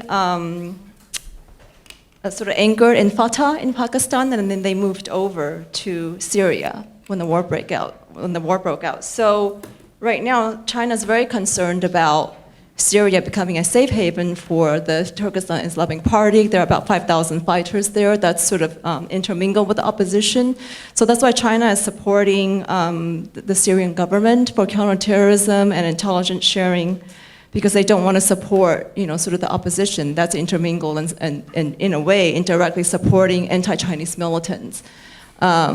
They actually organized an attack on the Chinese embassy in Kyrgyzstan last year, and they plan on future attacks either on Chinese citizens and assets overseas or back in Xinjiang. So this is a very serious threat to the Chinese government, and that's why they are they had the veto on Syria as opposed to Libya. Dr. Mitri? On China, Libya, and Syria, I don't disagree with what has been said, but by way of footnote, I would like to add the following, that China was never, ever enthusiastic when there was the debate in the United Nations on the responsibility to protect. China, for reasons that you have all explained at that time, was in favor of strictly, scrupulously respecting state sovereignty, and looked at the United Nations primarily as an association of sovereign states. Anything that seems to infringe on state sovereignty was unacceptable to China. Therefore, it was a surprise. The real surprise was to see China abstain during the vote on Libya in 1970 and 1973. That's where the surprise is, and the only explanation is that they aligned themselves with the Russians, who had decided to abstain and regretted that a week later. We all know that it was Medvedev who had instructed Vitaly Churkin to abstain, and then Putin reprimanded publicly Medvedev for having done that. So it was an accident of history that both China and Russia did not veto the draft resolution 1970 and 1973. So no surprise that they were not in favor of anything like that regarding Russia. Now, interestingly, this morning, as I was opening the session, I spoke about the discreteness of China. Never, ever, the Chinese representative to the Security Council said a word on either Libya or Syria. Okay, we have two comments. You've already spoken, so we'll get back to you as soon as we get one over there and Khalil. We'll start back there. Thank you. My name is Mus'ab Bashir. I'm a student. Actually, I have 3 points. It's a mixture of a short. Actually, there are 3 of them are questions. The first one is keep it short, though, please. Yeah, very short. Yeah, very short. To Mr. Mansour, 2 questions rapidly. On whose side the Chinese was in the Dhofar rebellion, according to what you have mentioned? And the second one is the Liaoning. There were some reports that Liaoning aircraft carrier visited Tartus in 2015. To which extent this is true, and what is the significance of this? The second thing, well, according to what Ms. Capilotti said and Mr. Pieper, well, can the Iranian petrol become or jump to become an alternative to the Saudi exportations, taking into consideration all what you have said? Thank you. Sorry, what was the first about Oman? The Far Rebellion. What was the role of the Chinese in this? Yeah. Khalil.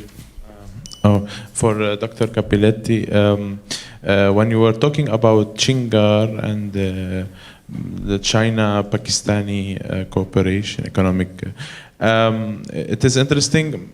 Maybe the question is, can we conclude from the sociological studies that you did and so on that maybe the BRI is not as useful palliative for the Chinese internal problems in terms of Uyghurs or development and so on as it is in terms of foreign policy? I mean, it seems as if I had the impression from what you were saying that it is not enough for the Chinese government to try to go into just for economic treatment or like palliatives for its own development of its own like undeveloped regions in China and so on. So just a question. Okay. You still have a comment in the back? You still want to? Yeah. Speaking of the anti-terrorist, I don't know who said that, but like there's one guest in the front talks about how China's support of Assad regime in Syria can contribute to its anti-terrorist agenda.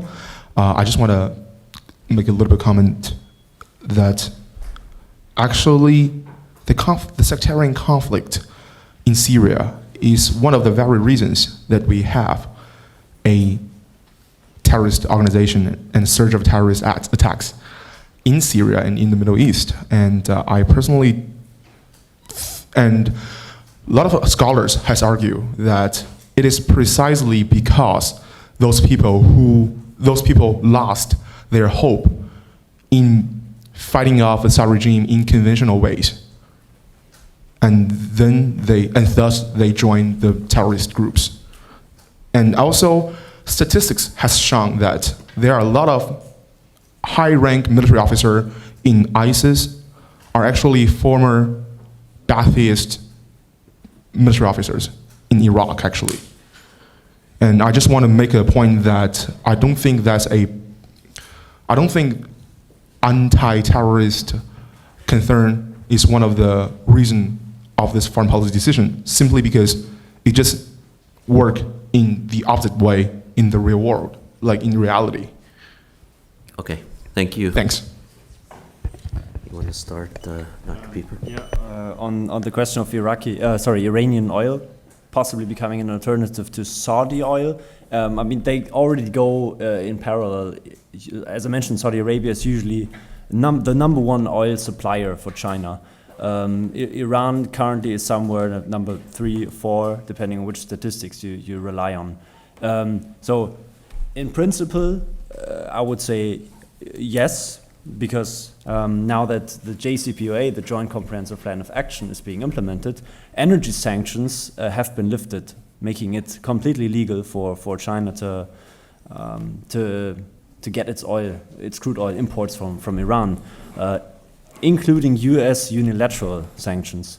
So those provisions in U.S. legislations that have imposed sanctions on third country entities, including Chinese companies that have invested in the Iranian energy sector, are being lifted as well, making it completely legal. Politically, though, it's still difficult.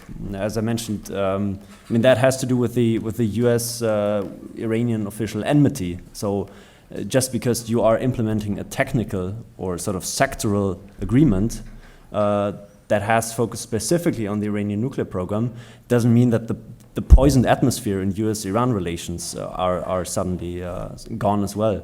So that's still the big elephant in the room. And technically, probably no, because Iran lacks the refining capacities. So much of what Iran is exporting is crude oil. That has to be refined, and also, I mean, that's one of the legacies, logistically, technologically, of the embargo situation, where Iran didn't have the money simply to invest in refining capacities. So what we saw in practice, for example, was that China was buying crude oil, having it refined in Kazakhstan, and then imported into China. So there was sort of an economic triangle between Iran, China, and Kazakhstan. So technically, there's still a long way to go for Iran to basically pump out more oil. Yeah. I'm not sure if I understood the question, but anyway, maybe yes. I wanted to say that China acted on three levels in a way to deal with its internal threat in a way.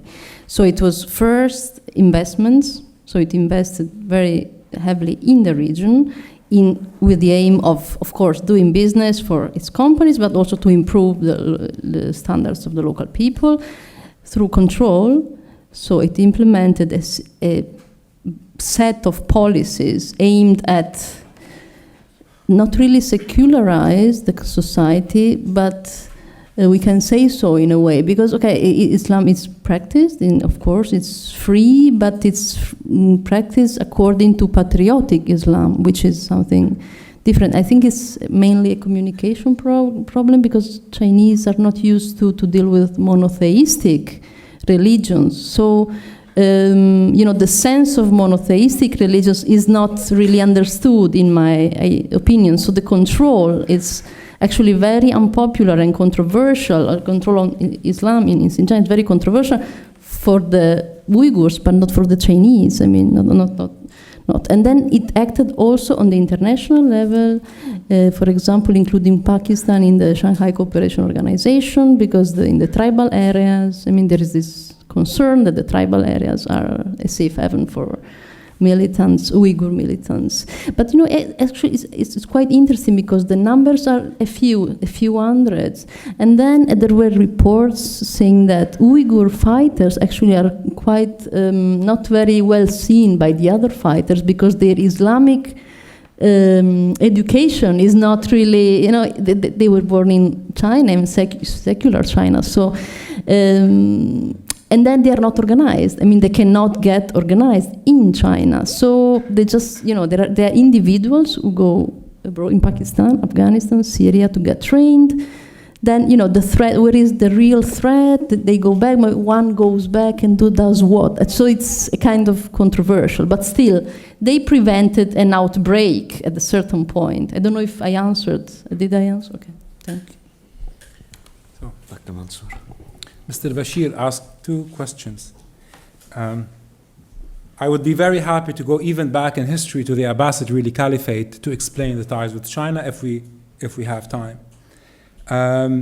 The file issue, China helped some faction at the time that were launching a war against the Sultanate.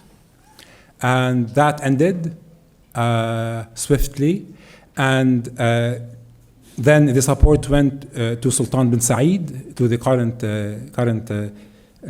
Sultan, and China also participated at the time in helping Kuwait and Iran with the Olympics. China helped Oman to develop the oil fields. Kuwait was the first exporter, I think, of oil to China. So all that to say that yes, at some point in time, China did support a faction that was up in arms against the government, against the Sultanate then. But let's not also forget that Deng Xiaoping tried intently, and many others, to erase a lot of those activisms, quote unquote, that China had under Mao. So yes, empirically that did happen. Now, is that an anomaly, or is that a testimony to the interventionist nature of China in regional politics? I'm of the conviction that that was sort of an attempt that I don't think anybody in China would like to repeat at the moment. That's one. Was there any visit to Tartus? So whether I have an answer or not, here's my answer. China is really present in the waters of the region. It's helping to coordinate with the combined task force.